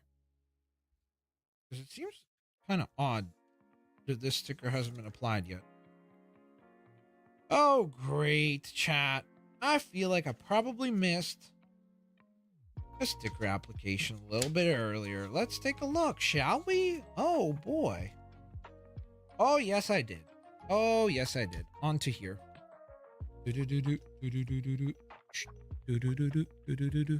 Congrats on the win, though, Casmi. That's awesome. Whoa, we got the jump scare. We got the jump scare Hulu. Hello. Whoa, Hulu. Is this another Edith at the movies with Tweedledith? Wow. Oh, so real quick. Okay, drop some knowledge. Right, real quick while I go do my errands here. Okay. So I gave it an 8 out of 10. 8. I enjoyed it. Yes, I enjoyed it. I think I said this in chat, but I don't know if you read it. I think if I was because I'm a comic book noob compared to all of you That's guys, true. right? Yes. I think if I knew more regarding and referencing all these comics and like why Punisher was like, I went to watch the movie going in thinking like, okay, I've heard Punisher. I kind of know his backstory because of you guys, not because I went off and like researched. Yeah. I think if I wouldn't have known that knowledge, I would have been like, what are you doing here? That's valid. Like, who are you? Yeah. So I just feel like this movie, at least for me, if I wouldn't have known the tiny things that I knew before the movie, I would have been like, oh, More confused. what? Like, I don't understand. Yeah, like, I don't understand the connection. I don't understand why Yelena was there. I was like, what is she doing here? Yeah, little smoked potatoes. And then now, you guys explaining like the setup for Jean Grey, and I'm like, oh, okay, that makes sense. Showing her like why, like her ability to be this evil, right? Yeah. I'm like, okay, that setup is good. Okay, I was like, that makes sense. But again, I feel like I needed to do way more homework for this one than the other Spider-Man movies. That's fair. Which kind of stinks because I mean, I just don't do the homework. Well, to be for fair, this movie didn't have Andrew Garfield, so you weren't doing homework. That's true. That is true. So yeah, that is true. But again, like, it doesn't mean that I didn't enjoy it. I just wish I knew more so I could enjoy it way more. So like, why did you hate it? I think I would have. I did not. Oh my gosh, this is saying the same thing as my coworker. He's like, you hated it, Edith. You hate guys. You hate this. And I'm like, dude, I'm not saying that it was bad. I'm kidding. I'm like, I'm not saying that it was bad. I guess as someone who is not like you guys that don't know as much as you guys in terms of comics and the history of Spider-Man and like all that, I think I would have gone like come out of that movie being like, what the heck was Punisher doing there? Jean Grey? Like, who the heck is Jean Grey? Oh, that's fair. Scorpion? Like the Hulk? Like how and why? That's fair. I mean, you see, that's the funny part is that I do wonder if like the way that I just said, where I said that it's the most comic booky movie I've ever seen. Yeah. And so that's why I love it so much. But that is valid criticism in the sense that like for you or like the general audience, that might be the thing that kind of creates somewhat a gap in knowledge and enjoyment because you don't have the same, like you're not starting from the same point. Yeah, and again, it doesn't mean that it's that. Like, visually, it was a beautiful movie. Like, it was so amazing, and like. You see, Edith's gonna try to tie everything back to Andrew Garfield, so of course she has to say amazing. No, it visually was a beautiful movie. I am gonna go watch it again and maybe go in with this knowledge that I have now and be like, okay, let me see if it's like if it's actually elite, like it's better than what I thought it was, and it is though. Yeah, I'm sure it is for you guys. But also, to be fair, like you gave it an 8 out of 10. Like that's a great rating. Like 8 out of 10 is like 80%. If you got 80% on a test, that's pretty good, no? Yeah. I mean, like, again, I'm not saying that it's bad. It's just I wish I knew more than what I know. Or going in, I wish I knew more. So was it heartbreaking to see MJ kiss Peter and then just him realizing that I cried. You cried. Wow. Yeah. For real, or are you just saying? No, I did. Wow. That's crazy. Because I was like, it's so heartbreaking. Like, when is Peter or Spider-Man / Peter going to win? Yeah, that's true. That's valid. That's a valid critique. Again, I'm not saying that it's bad. I just wish I knew more. You're just saying it's not good. I'm saying it's horrible. It's the worst Spider-Man movie of the whole line. That makes so much sense, honestly. Deservedly so. There you go, chat. That's the breakdown with Edith. All right, she hated it. No. All right. Have a good day. Kidding. No, I'm kidding. No, it just, again, I wish I knew more so I could have enjoyed it as much as everybody else did, because everybody understand the references. Not everybody, but like a lot of our peeps that are in here, right, understood what was going on and the references and the Easter eggs and all these things that I'm over here like, huh? Being confusion. The video that I watched, I wouldn't have known. Yeah, that's so. That's again, valid. I think it was a great, based off of what I've heard thus far, right? Watching videos and listening to all these people commentate on it. Great comic book movie. It was so good. Yeah, it was a great comic book movie. I agree. And I thought that was really special and really cool for you guys that have been following this character for a really long time, and then for you guys to get a legit comic book movie, like it was really cool to see. It was a big dub. Yeah. But again, Apollo said in chat, "Oh, I almost yelled at the screen because I was so mad at Jean." Dude, also the acting during that scene was so good. Like I think that might have been the best acting I've ever seen from Zendaya. Like she was so the ability that she had to like first make it believable, but then also like immediately like do something to like make it obvious that she's being possessed. It was like so effective because everyone fell for it. Like everyone in the theater, I think we were all so desperate for it to happen that everyone was just like, yes, it happened. And then as soon as it like you realize what's actually going on, it was like a dagger to the heart. But again, I think that was such a gutsy choice to do that. Like was so, especially in a movie like this, it was very emotionally weighty, you know? So that's what I'd say to that. Also, ladies and gentlemen, let's all take a moment and appreciate the assembly of the transportation vehicle right here. It is fully complete. We've got Tombstone and Spider-Man battling it out up on top there. We've got Tarantula trapped in the back right there. And then, of course, we've got the damage control officer driving the vehicle on the interior. Pretty dang awesome little car, honestly. I love this little thing. It's well done. Honestly, the wheels have like a little springing mechanism that you would have for a vehicle like this to be able to kind of have like an all-terrain element where it's able to like go over rocks and things like that. It's a sweet looking vehicle, honestly. Really well done. I'm very, very, very impressed by it. I think it turned out super cool. And it looks pretty dang accurate to the movie in terms of shape. I think it was a different color in the movie. Was it not? Wasn't it beige in the movie, or am I crazy, chat? Again, I've only seen it once. And I know that it was in the trailer, so technically probably have seen it multiple times. But was it not beige? What do you guys think, chat? Can you guys provide me with some details here while I take a bite out of my homemade dessert here? Some peanut butter, some homemade jam,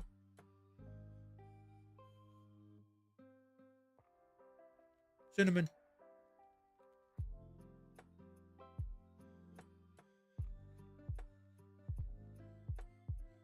pumpkin seeds.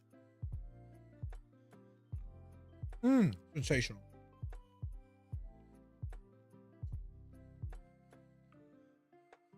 Whoa, what's going on with my mouse? I can't click anything. Hello? Oh, there we go. Sorry about that. Cryptic says, I personally don't think Hulk needed to be in this movie. Cryptic, did you watch the fight scene? It was incredible. Also, I love the idea that Jean Grey realizes that there's no better like she tries to use Scorpion, but he's too damn weak, and Spider-Man is able to stop him, and she can't jump into Spider-Man's mind as she tries, remember? And so she's like, yo, you know who would 100% complete this task and get me into damage control? It'd be the Hulk. Now, does she understand the consequences of that? Clearly not. Clearly not, you know? And then what ensues is one of the greatest action sequences of all time. When Peter's fighting the Hulk, and then the arrival of Punisher, and Punisher literally unloads an entire clip, just as he's spraying the Hulk. And then the whole sequence that follows with the two of them fighting together against the Hulk was some of the most fun and incredible Spider-Manning I've ever seen. It's so good. I had a huge smile on my face. It was beige. Okay, so yeah, so it's the wrong color, which is kind of a bummer. It kind of makes me want to maybe, but would it be crazy, chat, to go and buy these parts that are blue in beige and then build a beige version of it? Because you really only would need to buy the parts that are blue. It's fine. Like the gray ones would just work fine. I think gray and beige would kind of work well. I guess I would need to get a second one for the stickers, though, as well.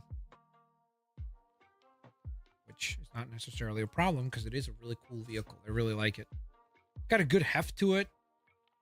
It's a nice vehicle. I really like it. But with that in mind, we shall set it aside and begin to work on our second build.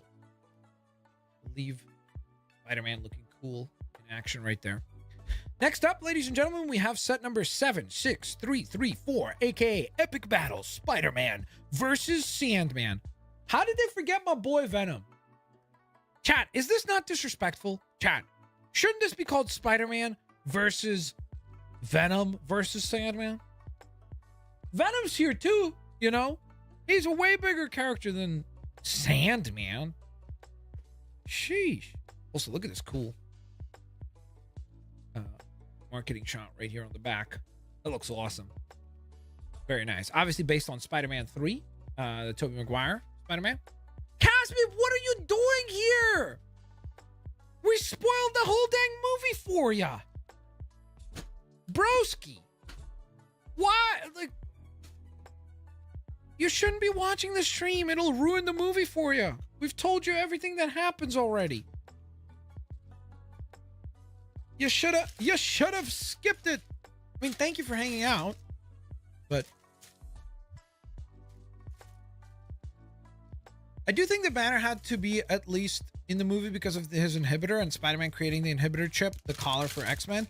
Exactly. Like, Apollo, that's the other thing that people don't understand, that it will be that inhibitor that will go on to play such a huge factor for the X-Men characters, right? Because Metzger's going to manufacture, like mass manufacture that thing, and we'll use that along with Trask probably as a way to contain the mutants, right?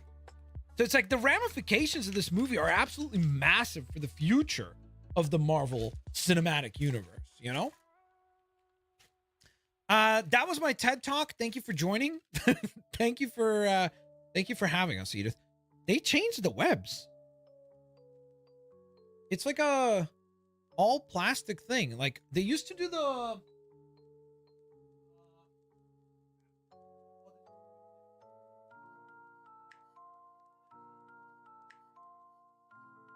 it like this, right? Where it's like a string, like an actual fabric string, and then plastic, and then a string, plastic, like so on and so forth. Whereas like this, I hope you can tell the difference. Like it's one solid. I mean, it has a little bit of bend to it, don't get me wrong, but I personally actually kind of like this better. I feel like this feels more premium. But you do get a webbing effect.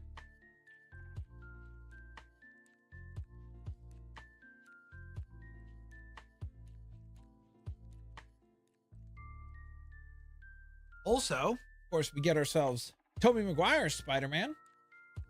If you wanted to compare, chat, be careful how you answer this question because this is a very controversial thing to respond to. But which Spidey suit is best? Tobey Maguire down here, or El Peter Parker? Or, sorry, Tom Holland. Let's see if I can write upside down. Tom.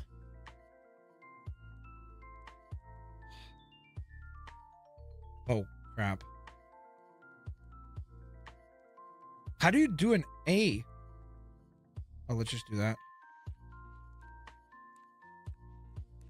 Is that correct? I hope that's correct. Tom Holland.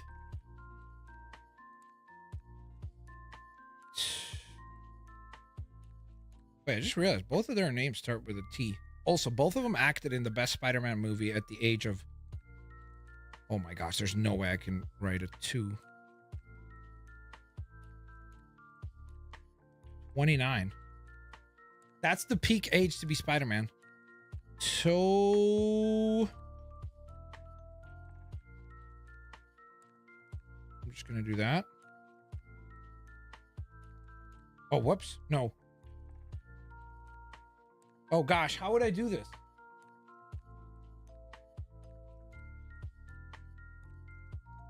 This is upside down. am I having such a hard time figuring out how to... There. Oh, I'm not writing McGuire. Or that's going to be... We're just going to do...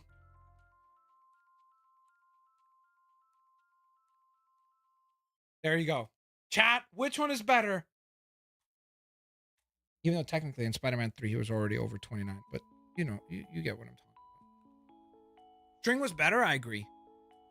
The ramifications are massive. The ramifications are ginormous.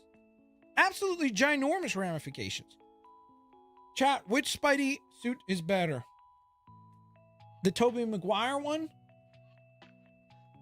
Or... Yeah, but Apollo, how old was he filming the movie? But Apollo, let me have this. You know? Like, there are certain things that you could just let slide. You know? Stephen Hines was referring to the fact that C-3PO said that in Lego Star Wars The Padawan Menace when R2-D2 gave him a Lego instructions book to build a ship with the quote, I assume is what you wanted to say, of the "this is pictures." Okay. Thanks for clarifying, Apollo. Much appreciated. Thank you. Dun, dun. Chat, I'm seeing only Stephen Hines responding. So Stephen Hines thinks that the Tom Holland minifigure is better. Are you all in agreement on that? Everybody's team Holland? Holland. I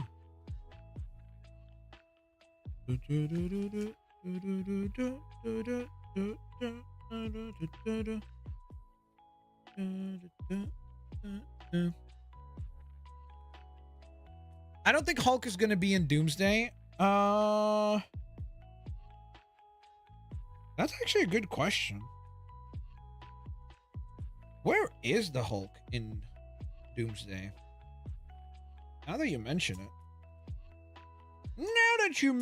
it. I haven't thought about that.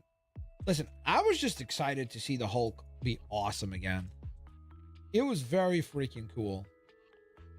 Just rampaging, an absolute force to be reckoned with. You know, it was spectacular. And then Spider-Man, like, improvising on his feet. I love how they planted the seeds for him using the shocker glove earlier in the movie when he's taking a tour through the damage control building with Metzger, and he, like, tells him, oh yeah, we're developing, like, new weapons utilizing the villains that they've captured, you know? That was very cool that it was kind of like they already planted the reference all the way back then, you know? I appreciated that. Pretty sure everyone in the trailers, everyone we're getting, I mean, I'm sure they'll save some surprises. It'd be kind of weird for them to reveal everything. I mean, look, there was nothing. At least for me, like, I don't know about you guys. Maybe you guys heard something. But coming into this, when Yelena pulls up, I was like, what? Like, it genuinely caught me off guard because I didn't even hear rumors of her being in this movie. So, like, I had heard some other rumors of characters that ultimately weren't in it. But for Yelena, I was like, I had no idea she was even in this thing. So, like, that genuinely caught me off guard. I was like, whoa, okay. It definitely felt a little, like, not out of place, I guess. Just very surprising is all. All right, so we have this big... Dude, I actually kind of like this build. That's really fun. So we get to build out, like, a big giant hand for Sandman, as if he's obviously growing his hand in size to create a grabbing hand. And they give you a little peg on the actual arm, so you could actually have the character, like, kind of pinned in between his claw hand here. And then he can carry the characters. So that's pretty clever. I like that. That's very nice, nice little engineering for a fun accessory there. So now let's get to the actual build. Oh no, never mind. Now let's get to building the other hand, is what I meant to say. Let's do that. Where's that part? I saw it a moment ago. There it is. Pretty sure the post-credit scenes of Brand New Day confirms Spider-Man is already on Battle World. Yes, I think that is what it's referring to. Is that he'll be on Battle World. Otherwise, I'm a little confused. Like, I know some people said, oh, no, he's just confirmed for Doomsday.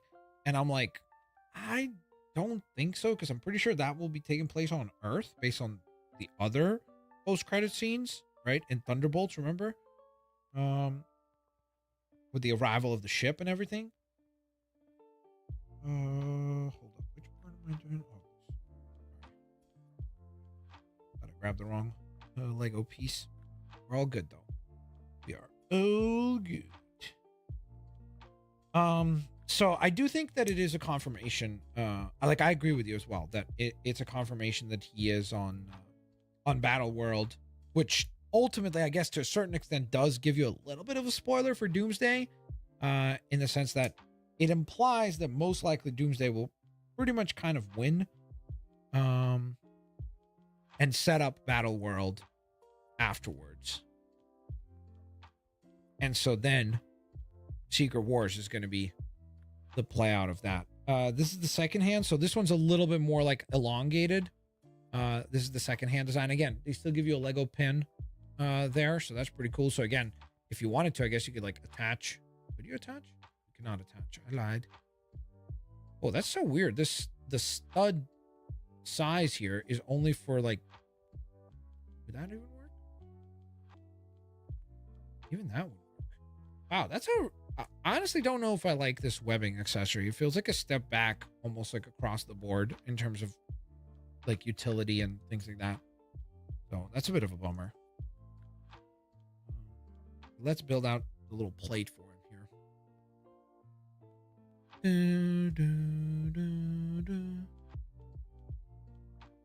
here. You're waiting for the movie to come to Prime? Oh, I see. That might take a little while, considering that the movie is making gajillion, billion, quadrillion dollars. I don't think they have an incentive to really rush the movie to come to streaming. Like, it's kind of the opposite of what happened with Supergirl, you know, where Supergirl is like a super rushed, pretty much like, yo, and that theatrical run is done. This seems like it's gonna, if I had to guess at least, is probably gonna be kind of the opposite of that, because I just think that it's doing so dang well at the box office that I'd be very surprised if they rush the release for home video, even though I would love for that to happen, because being able to have the movie available to rewatch at home would be so wonderful. Like, with us geeking out about it and talking about it so much right now, I'm like, I would love to just be able to just fire it up right now and watch it at home. That'd be fun, you know? But unfortunately for now, we have to go to the theater every single time if you would like to experience it. So hopefully it won't be too long of a wait for you, Kazmi. Oops. Sorry. I got that correctly. This piece. Spider-Man won't be in Doomsday or Hulk 100%. Good day with Jay says that. Is that confirmed? Are they like confirmed to not be in it 100%?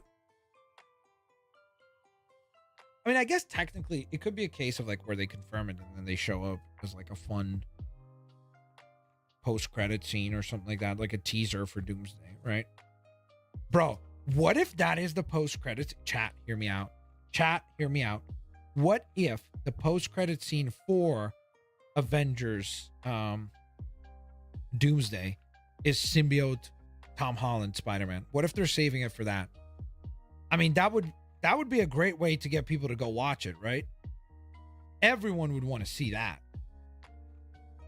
That would be a massive, massive boost to ticket sales, I feel like. If that's the post-credit scene is just, it pans out, it zooms out, and it's Tom Holland Spider-Man doing the pose from Secret Wars, like the one that he's on the cover, in all his symbiote glory. What do we think about that, chat? That would certainly be kind of like, wait, what? That would be what the heck happened to him? The only thing is, I guess it would be kind of confusing, because where we leave this story, for them to pick up with him having a symbiote with no context would be kind of very like, wait, what? You know? That's why, as I said before, I think they should have introduced the symbiote in this movie. Because they could have very easily planted the symbiote in the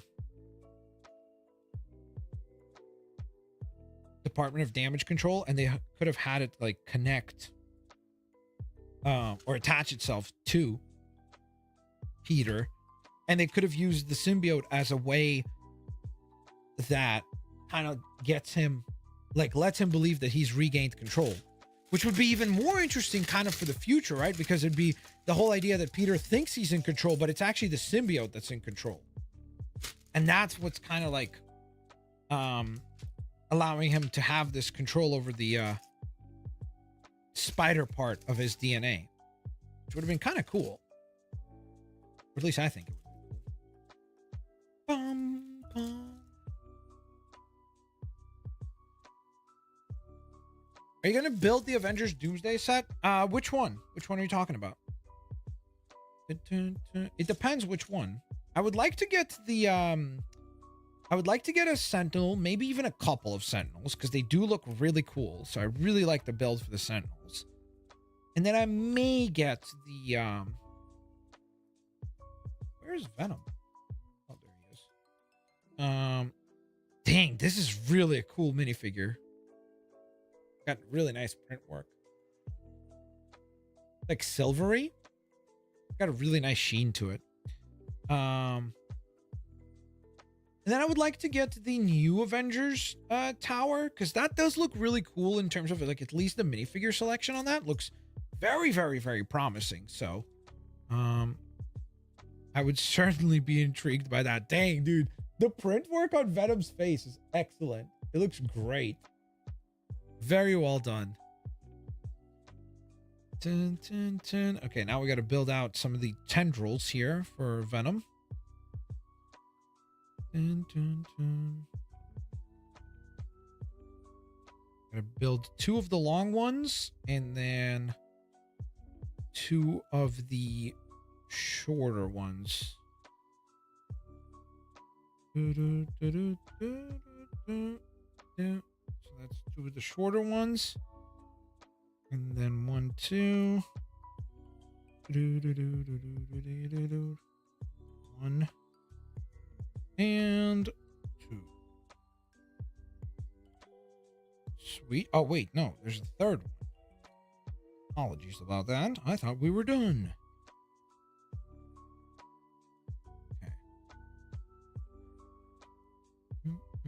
Okay. Vancat, what is that an answer to? Is that for Spider-Man? Like you enjoyed Spider-Man Brand New Day more than you did Doomsday? Is that what you're saying? Oh, holy moly. Sorry, I should have scrolled down. There's a lot of chat that I missed. I apologize. This was seriously such a good movie. I agree, Vancat. I don't disagree with you. I absolutely loved it on my very first viewing. Like I said, I want to say that it's my favorite Spider-Man live action movie, but I also want to watch it one more time before I can like confidently say that, if that makes sense. So they suggest for you to put like one of the longer tentacle arms on top, one on the bottom, but I actually think it visually just looks better like this. So that's sort of the layout that I'm going with. I think that looks pretty nice. So there's Venom. And now we can build the platform for Venom. Venom. Venom. Venom. It also is kind of cheaper at home because the snacks are cheaper from the store, or apple or watermelon, or for Max. That is true. follow. You know me far too well. I literally had watermelon today. Oh, I freaking love watermelon. It's so good. I absolutely love it. But yes, you're right about that. That having snacks at home is a lot cheaper. That is very valid.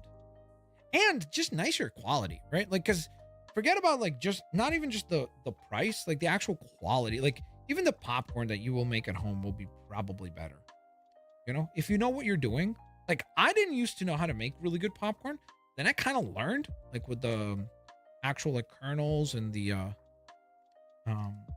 butter and salt.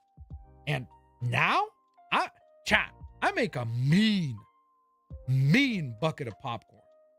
You know, like I'll be eating the popcorn that I have and I'm like, dang, this is better than a movie theater, you know? And you get to control everything. You get to control how much salt you have on there, butter. If you want to add some other things, like, I don't know, some people put all those like weird spices or whatever they put, cheddar powder or whatever the heck all that jazz is. I don't know all that. I keep it classy. Classy and classic. Classically classy. And it's delicious. You know, it's delicious. What is a Lego set/sets that you need or want? Ooh, good question for the chat. Look at you doing an excellent job moderating. Chat, what is a Lego? Crap, did I mess up? Was I not supposed to put this part yet? I think we'll be fine because it doesn't matter, right? Yeah, we're okay. I think we're okay. Ooh. Disaster averted. I got scared for a second. Chat, what is a Lego set that you either want, need in your collection? Comment. Let's discuss. Is that correct? That is not correct. It goes here. Now it's correct. Bum, bum, bum. That looks pretty good now. That looks pretty promising. Pretty promising, I tell you. That's right, Edith. Edith can confirm. Edith has had the popcorn. Levy can also confirm. Had the popcorn. Listen, chat. It's good popcorn. It's pretty dang good. I ain't gonna lie to y'all. I know it's not particularly humble to say that sort of thing about yourself and be like, oh, you know, I'm awesome at doing this. But it's just the truth. The whole truth. And nothing but the truth. You know? It do be like that.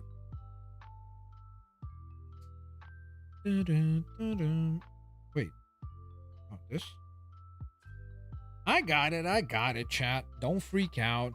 Don't freak out on me. I'm like, oh, you didn't get the right piece. We're all good. We're all good. Disaster averted. I feel like we're building out like some sort of like a rock terrain, I think. Is probably what we're doing. Based on how this looks. A dream Lego set of mine is Spawn. That'd be crazy. If you can make your own popcorn, it clears bagged microwave popcorn and theater popcorn. Exactly, tutorial bot. Listen, it took me a little while because I'm not going to lie to you. The first couple of times that I did it, I wasn't moving the kettle often enough. And so you kind of get like burnt popcorn kernels, and it doesn't like cook through evenly.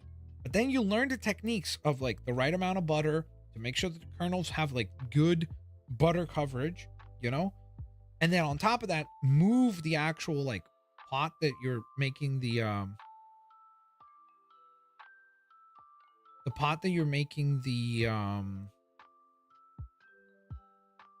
popcorn in. The heck, what is this? It feels like I've missed like 700 steps. The heck is going on? We jump here. Oh, because it's already attached. Okay, now I feel like it's silly. Okay, got it. Attached, and then this attaches here. There we go. But yeah, if you know how to make it well at home, it's elite. It's absolutely elite. I'll be talking about popcorn so much now. I'm like, I gotta make myself a bucket of popcorn. But I did have popcorn not that long ago when we watched Project Hail Mary at home, which is an awesome movie, by the way. What a great year, by the way, for movies. Spider-Man and Project Hail Mary, two incredibly lovely films. Am I doing this right? Yep, we're good. When we watched Project Hail Mary, I made some popcorn, and it was absolutely delicious. It was absolutely delicious, if I'm gonna say so myself.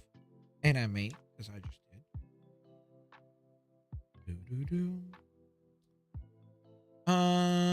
For me, Project Hail Mary, Retriever Doggo set, and the Jeep. Okay. Edith. Noted.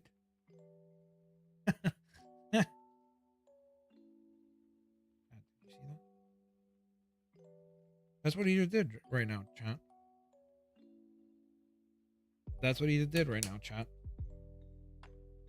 Basically like, hey, which Lego set do I need? See? Hey, what up, Manny? We did a lot of rambling already. It's been a lot of rambling. Chat hates the movie, and I love it, and so they're arguing with me. But it is what it is, you know. All being led by Edith's dislike of the movie for whatever reason. But it is what it is. I held down the fort. Did I miss one? No, I didn't. 1, 2, 3. 1, 2, 3. Okay, good.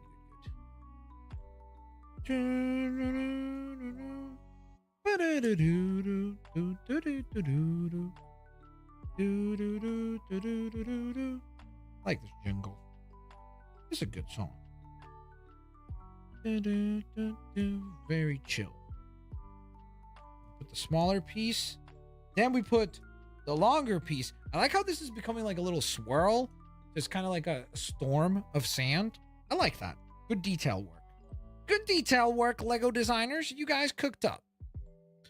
You guys did. Y'all did some good cooking, everybody. Y'all should be proud of yourselves. Even though I don't like this webbing accessory, I would like for them to go back to the other one. I think that one was nicer quality than this. All right, we have this big piece. That's cool. I like when they include these larger pieces. They're very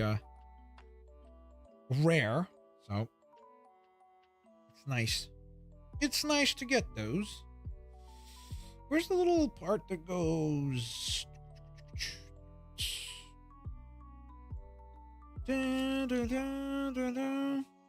All right, so that's gonna go up here. Oh wait, no, this one. There we go.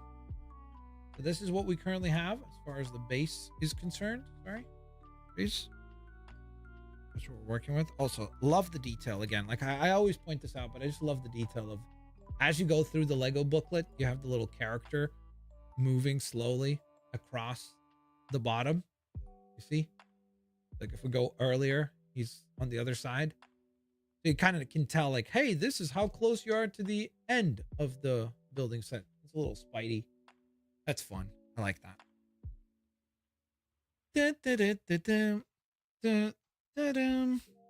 Hold on.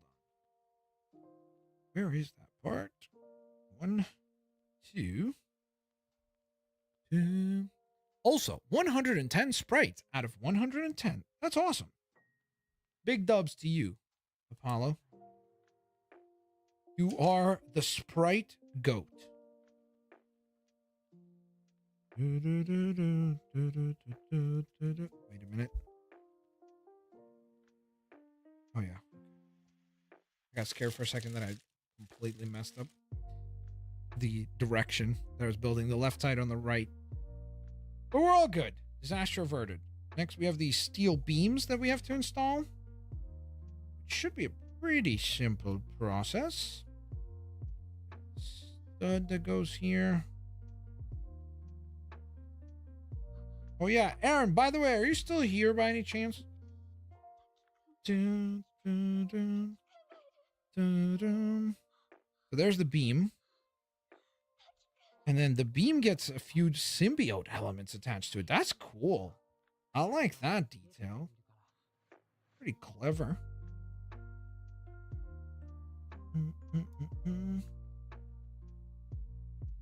I like that. We're kind of decorating the beam with symbiote tendrils. There it is. Aaron's gone, chat. He's not here anymore for the stream.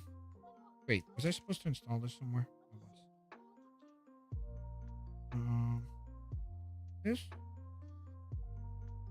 Okay, so this is kind of the diorama right now. This part moves, so you can kind of put the beam up or down, I suppose. Kind of cool. I like the whole concept of like the diorama display. I think that's really cool because it not just lets you have a fun build put together, but then it lets you also have a nice way of displaying said build afterwards, which is nice. I appreciate that. Question, do you think you're going to finish the sprite list? I would like to, but I honestly at this point I don't know. Because there's a balance between I want to complete it, but I also, I mean, first of all, I have the most important ones, which is the Batman sprite. Had they released Spider-Man ones, those would be also up there. But I got the ones that I want the most, which is Batman and John Wick. Beyond that, there's a balance. There's a balancing act between wanting to be a completionist, but also wanting to have fun with it, you know, and not making it feel like homework. Because I feel like once it starts to feel like homework, you've lost the plot, you know. 'Cause to me, I'm like, it should still be fun, you know. So I'm trying to kind of balance that, you know, but then also obviously peeps like you make it so much nicer and like easier to like hopefully make it into a goal by helping me out all the time. Every time I stream, you're always kind with dropping a few of those for me. Dang, this looks really cool. I really like this build. What the heck? And this is a really inexpensive set. Like, I'm pretty sure I got this for 20 bucks. Like, I know it's not retail 20 bucks, the Canadian. I think it's like 25 or $26 maybe Canadian. So, but if you can get it on sale, I think it might be even on sale right now on Amazon. Because it was on sale at Walmart, but I'm pretty sure it's on sale on Amazon as well in Canada. I don't know about the United States or other regions. This is really fun. I really love the details of all the like webbing and the tendrils and everything. I think that's really fun. All right, and then we got to build out in a second. Have we ever gotten this web wall in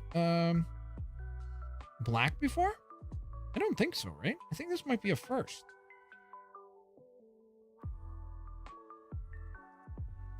Yeah, that's awesome, Apollo. That's the way to do it, I think, is to just try to make sure that you're still having fun with it, you know? Which seems like you are, so what I'm getting at is that's a wubba lubba dub dub by you. Dang! That's sick. It actually looks super cool. It has a lot of depth to it too. Especially again for it being a relatively inexpensive set. I like that. I'll put some respect.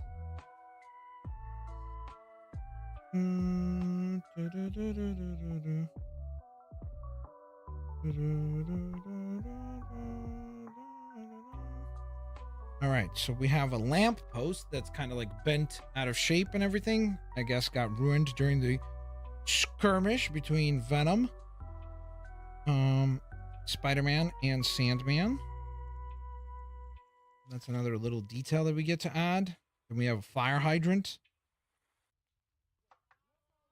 Not really sure why a fire hydrant would appear in this circumstance, considering there's no flame, but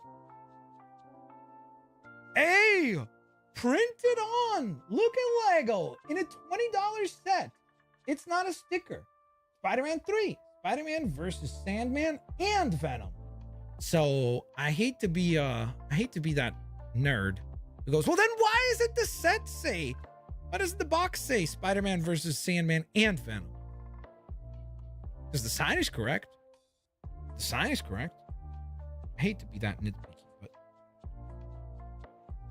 it seems odd, no?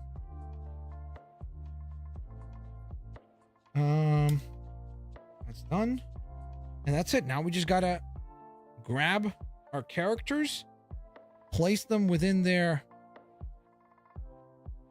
spots,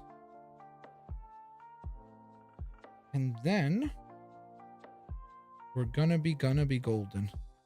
Tolland, you get to go back onto your transport vehicle here, my friend. I'm gonna set you up in a cool pose again of him trying to like web Tombstone, who's on top of the transport vehicle.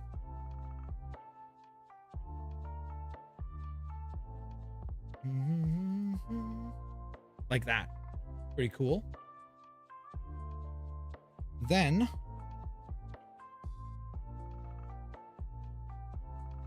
that goes there.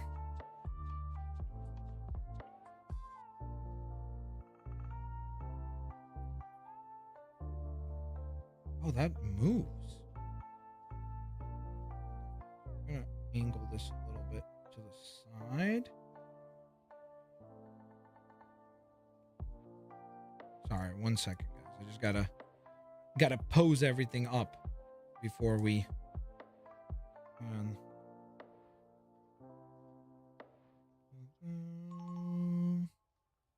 get the money shot.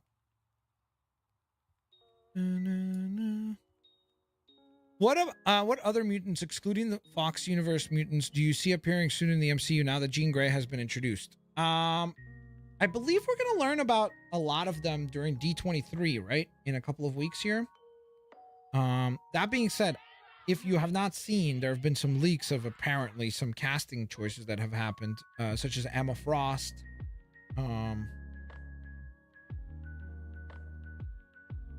But I suspect Emma Frost would be one. Cyclops.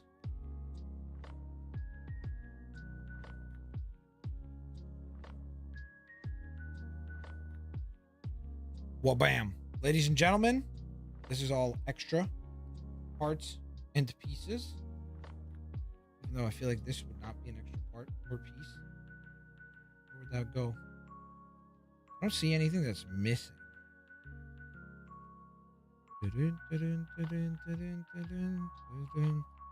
I don't know.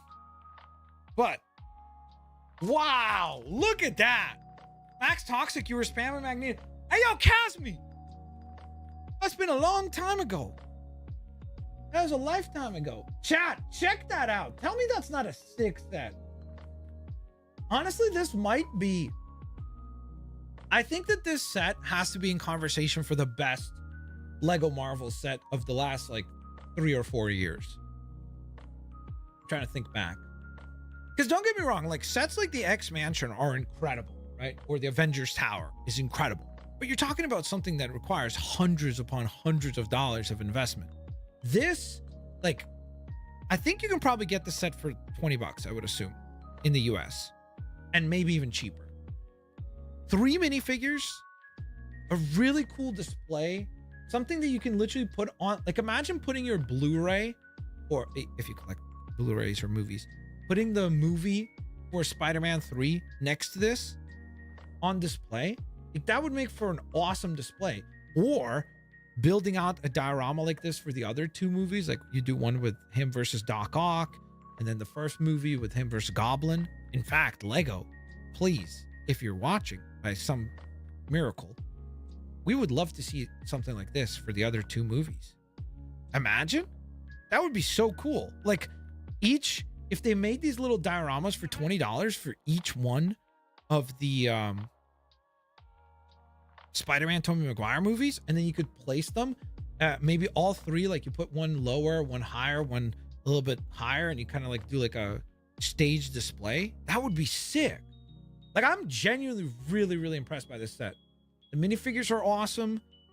The build itself is really fun. And it displays really well. Like, it's a great little diorama. So, absolutely wonderful 2 new sets to add to my collection. So happy that I was able to pick these up. So, I definitely give both of these a thumbs up. This slight criticism, I wish that included Scorpion, since he appeared in the scene in the movie. So I would have loved to get Scorpion in this set. I also wish that it was not blue. I wish that it would be beige instead of blue. Which, I don't know, maybe it was supposed to be blue originally, but then the movie changed it to be beige and Lego was notified too late or whatever. But I'm also really extremely tempted now to go online and order all the blue parts in beige and try to do a rebuild and see what it looks like, because I think that would be kind of cool too. Spider-Man 4266. Oops.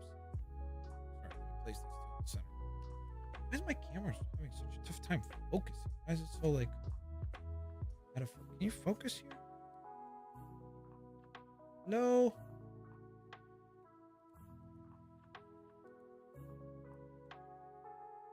It's so weird. I wonder if it's because the IG number 8 playmat, like, it's seeing a face. Huh. Sorry about that, guys. I will need to upgrade my setup at some point for Lego building sets. Or sorry, Lego building streams. Apologies. So that is something, fingers crossed, in the hopefully not too distant future. Spider-Man 4266 coming through with a final super chat of the stream. Thank you so very much for the support. Saying, I can't believe Spider-Man is the Oppenheimer of the MCU with having the idea of the power damper collars.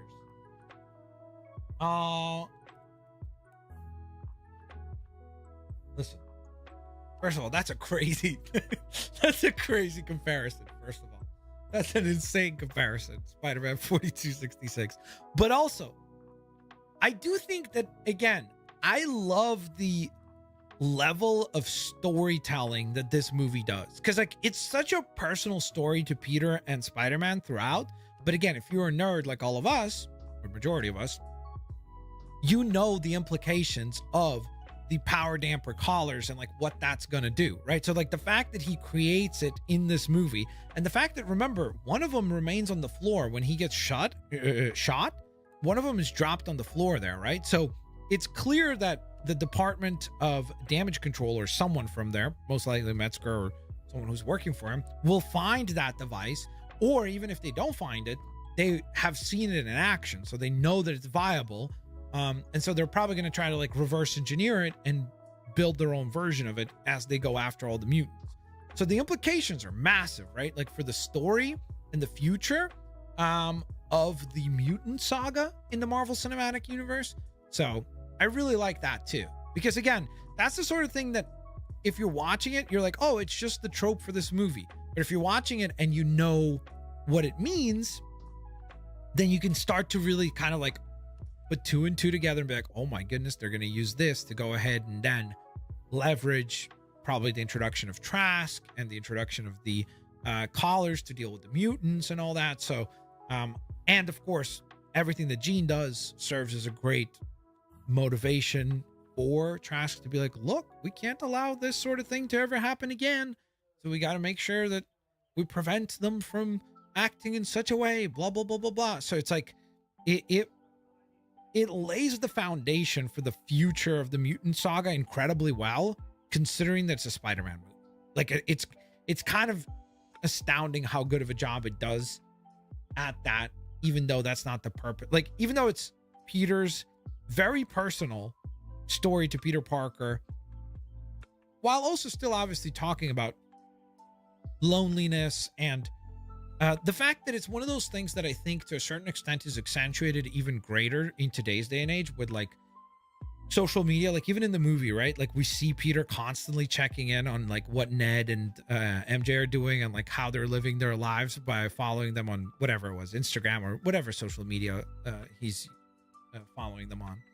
so it's like it can be accentuated even worse, like that feeling of like not having a community or loneliness. So it felt like a really, again, personal story.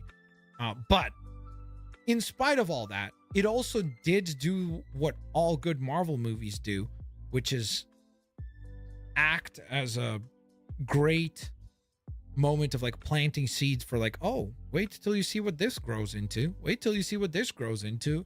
Wait till you see Phoenix Jean Grey. You know, like all of these things have been like planted now for the future harvest, so to speak. With that in mind, though, guys, I am definitely going to go ahead and watch the movie again. I don't know when yet. I definitely cannot watch it tomorrow or Friday, so those are out of the question. So best case scenario would be if I have some time on Saturday or Sunday to go and watch it. So I'll try to do my best to watch it again. Once I watch it again, that is when I will comfortably go one way or the other to officially declare it as my favorite live action Spider-Man movie, or not. I mean, even if it isn't, I would be shocked if I watched it again and I thought that it was bad. I still absolutely love the movie.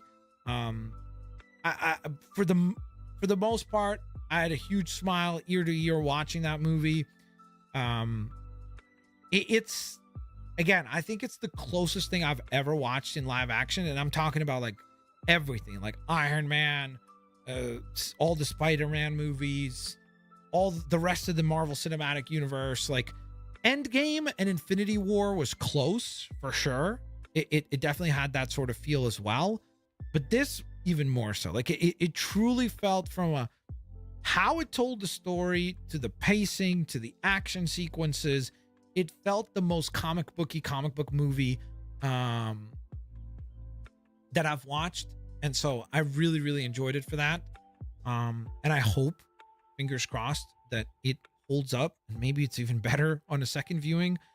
So I'm excited to give it another watch and see how it holds up. Casmi, thank you so very much for the 2, saying Comic-Con on Saturday. Nice. Who are you meeting? Hopefully you get some cool autographs, Casmi. Yeah, thank you, Apollo. I appreciate that. Oh wait, what's that mean? Could to answer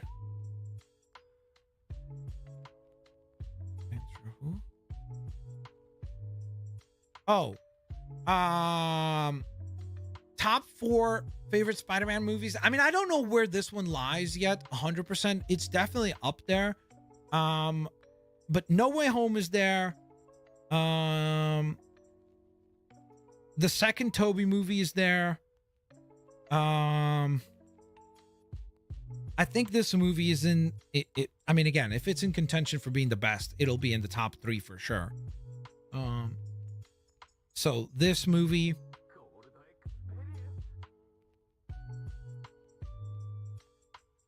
again, we'll see how Spider-Verse goes, but so for now, I'm gonna say Into the Spider-Verse, but it could be the other one, just because that one feels like an incomplete story, so it almost feels like a part 1, part 2 type thing. So I don't want to like bestow that honor upon it yet. And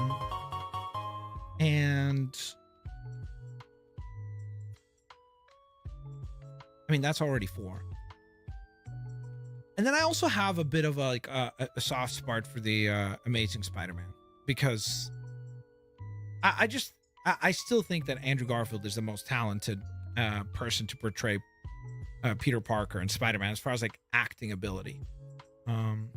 Because to me, I'm like, if he got to do this movie, holy moly, it would be, I mean, as good as this movie is, it probably would have been unbelievable. You know, it would have been unbelievable. So I don't want to make a distinct commitment to it being the best yet. I want to watch it again before I make that judgment call. So we shall see. We shall see. Aside from that, though, Jeff Hughes, thank you for the 60 months. Sorry I missed the stream. Do you think that the blonde neighbor was Gwen or Felicia or someone else? I don't think it's anyone. I think that that's partially one of those things that's an interesting thing to bring up, because so some people are saying that the student in Bruce Banner's class is Cindy Moon, since her name is Cindy. Then I've seen people say that the girl that's in the bus, remember when Spider-Man is stopping this transport vehicle and he's like webbing to the side of it and then he smacks against the bus, that's Rogue, because she literally has like Rogue's haircut as far as like length and then also the white stripe in the hair and everything. I think that that's more probably like fun little references, but I don't think that it is an outright like confirmation of a character or not. Now, could it be that Spider-Man 5 comes out and we find out that that is Gwen Stacy? Sure. But as of right now, I don't think that it is presented as like, I don't think, I think these are more like fun things that we're nerding out about that might, you know, come to something. But I think that for now, they're just like, I don't even want to call them Easter eggs, because Easter eggs implies that they're like real in terms of like, those are the characters that we're seeing. I think these are more like references, like fun, kind of like, oh, is that Rogue? Like kind of like wink, wink, nudge, nudge. Like, is that Rogue, guys? Oh, Cindy Moon. Like, it's like that. That's how I'm perceiving it. But to each their own. Obviously, like, you're entitled to believe, if you want to believe that that was Gwen Stacy or Spider-Gwen, or Cindy was Cindy Moon, or the girl in the bus was Rogue.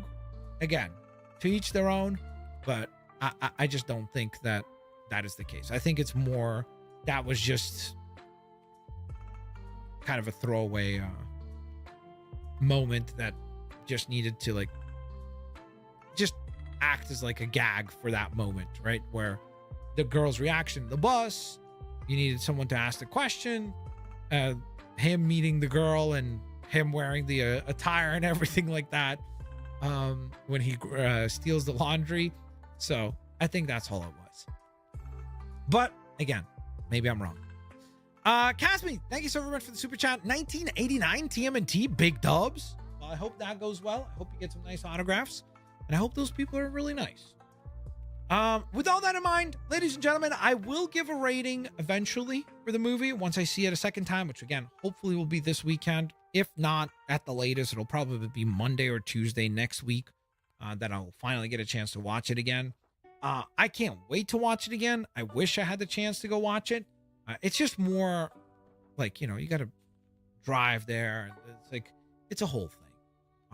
And plus, most of the time, I like to go to the movies with friends. So you got to also like coordinate everybody else's schedules and so on and so forth. So it's just a bit more of a process. But I absolutely adored the first viewing. I think, again, just to surmise, top to bottom, the best action sequences I've ever seen in a Spider-Man movie, the best action sequences possibly I've ever seen in a Marvel movie, DC movie, comic book, some of the best action sequences I've seen in movies in general. Really, really fun pacing. A movie that does an excellent job of straddling a fine line between being a personal dark story for Peter, while also, again, like I said, I think the reason why I didn't feel like the movie was very sad is that it just felt like it always had a underlying element of hope. And I think that that was really important for this movie, because I think that that's one of the things that's so impressive. Like, to be able to tell a story that is, generally speaking, very personal and somewhat dark and somewhat sad, while still at the end of the day making the whole thing feel hopeful,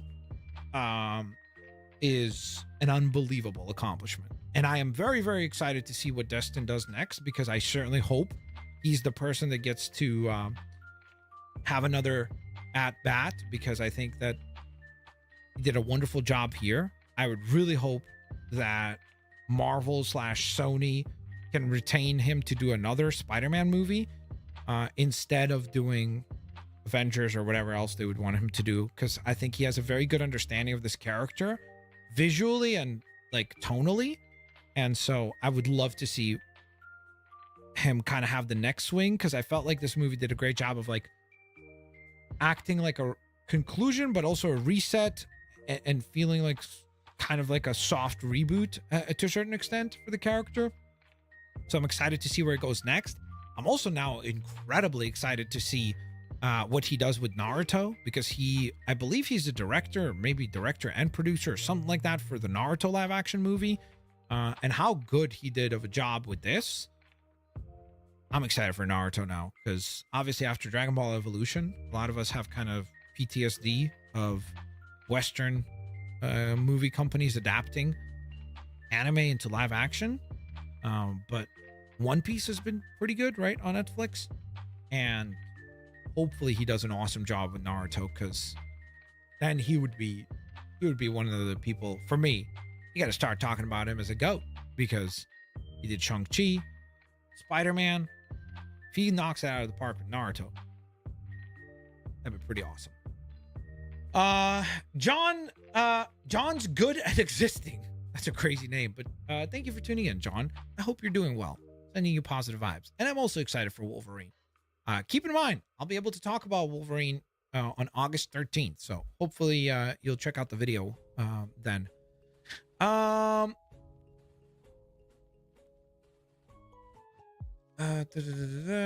It was peak. Nice, Mudkip. I'm happy to hear that you enjoyed it. That's awesome. That is very, very, very cool. Thank you guys so very much for the support. Obviously, huge thank you to everybody for tuning on in. Huge thank you to everybody that left a like. I hope you guys enjoyed the Lego build as well. Again, this set, I think if you're a Lego Marvel fan, this is a must-have. Like, I genuinely think this set is like the perfect balance of, it's affordable, it's really good minifigure selection, it's a fun build, and it makes for a really nice display once you're done. So this, like, honestly, glowing review, like as close to a 10 out of 10 as you could get. Like, maybe it could be a little bit more intricate on the details on the back, but aside from that, considering the price point of like $20-ish, this is about as good as you're gonna get nowadays. So I definitely think that this is really well done. This set, not a 10 out of 10, probably more like I don't know, maybe like a 7.8 out of 10. So good, but not quite great, for a couple of reasons. Obviously, A, stickers. B, I wish Scorpion was included. Like, I like the fact that we have Tombstone and Tarantula. I think that's really cool. But I don't know if I needed the damage control guard. I would have preferred for that to maybe be Scorpion, or maybe even the old lady from the movie. That would have been more accurate to the film. So that's my criticism for that, as well as the color scheme is wrong. So in the movie, it's not a blue vehicle, it's a beige vehicle. So I do wish that they would have got that correctly. And it is a little bit on the pricier side for a set like this. Again, you do get 4 minifigures, but one of them is kind of like a generic henchman sort of character. So it's not, it doesn't feel like you're getting like if Scorpion was in this as well, I feel like it would make the price a bit more justifiable, I guess, just based on the fact that you're getting 3 Spider-Man villains and Spider-Man, and some of them will probably never get again. Like, I would be shocked if we ever see a Tarantula minifigure again. So it's very cool, at least in that sense. Obviously, Tombstone's really cool too. Spider-Man minifigure is excellent. I like the webbing accessories that pack that this one comes with, and the build itself is really well done. Like, it's a sturdy vehicle and it presents nice. It's just that it's inaccurate to the movie, unfortunately, and those other critiques that I mentioned as well. Regardless, though, I hope you guys enjoyed the build. I hope you guys enjoyed the stream. I obviously also want to take a huge moment and give a huge thank you to all. But I probably won't watch that video because I want to fully experience the game fully myself. Okay, no worries. You're all good on that. I do want to thank you guys for leaving a like. That is the best way to show support. Like always, it's absolutely free to do so. So please consider leaving a like on the videos and streams that you enjoy. On top of that, obviously, huge, massive thank you to the insanely generous folks dropping gifted memberships today in Colin and Albright Uba. Thank you guys so very much for your generosity and support. Obviously, additionally to that, huge thank you to all of our super chatters. Thank you guys for your generosity and support as well. Guys, tomorrow I will be live for something extremely exciting. So hopefully you guys can tune in. It'll be a really special stream, and I really would need your guys' support to show up. So please show up. I would really appreciate that. Thank you. So that's tomorrow. And then Friday, we're going to be playing the new season of Marvel Rivals, which has the hood, which looks incredible. The trailer looks awesome. New Punisher skin, which I'm excited for as a Punisher player. New Moon Knight skin as well. So that's really cool. So we'll check those out. Of course, a new balance patch, all that jazz as well. But yeah, with all that in mind, thank you guys so very much for your kindness. Thank you guys so very much for your support.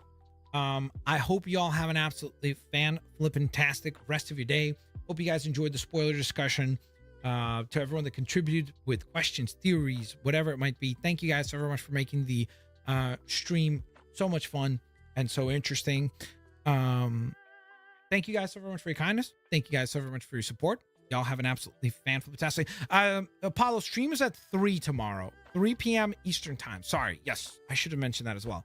Stream is at 3 p.m. Eastern Standard Time. So adjust that accordingly to whatever currency, to whatever time zone you live in. So, yes, stream is at 3 p.m. Eastern Time. Thank you guys so very much for your support. Thank you guys so very much for your kindness. Y'all have an absolutely fan-flippin-tastic rest of your day. I will hopefully catch you guys here on the next one. Peace out. See y'all laters, alligators. And as always, by the way, because you do know that I do say this at the end of the stream, go Bills.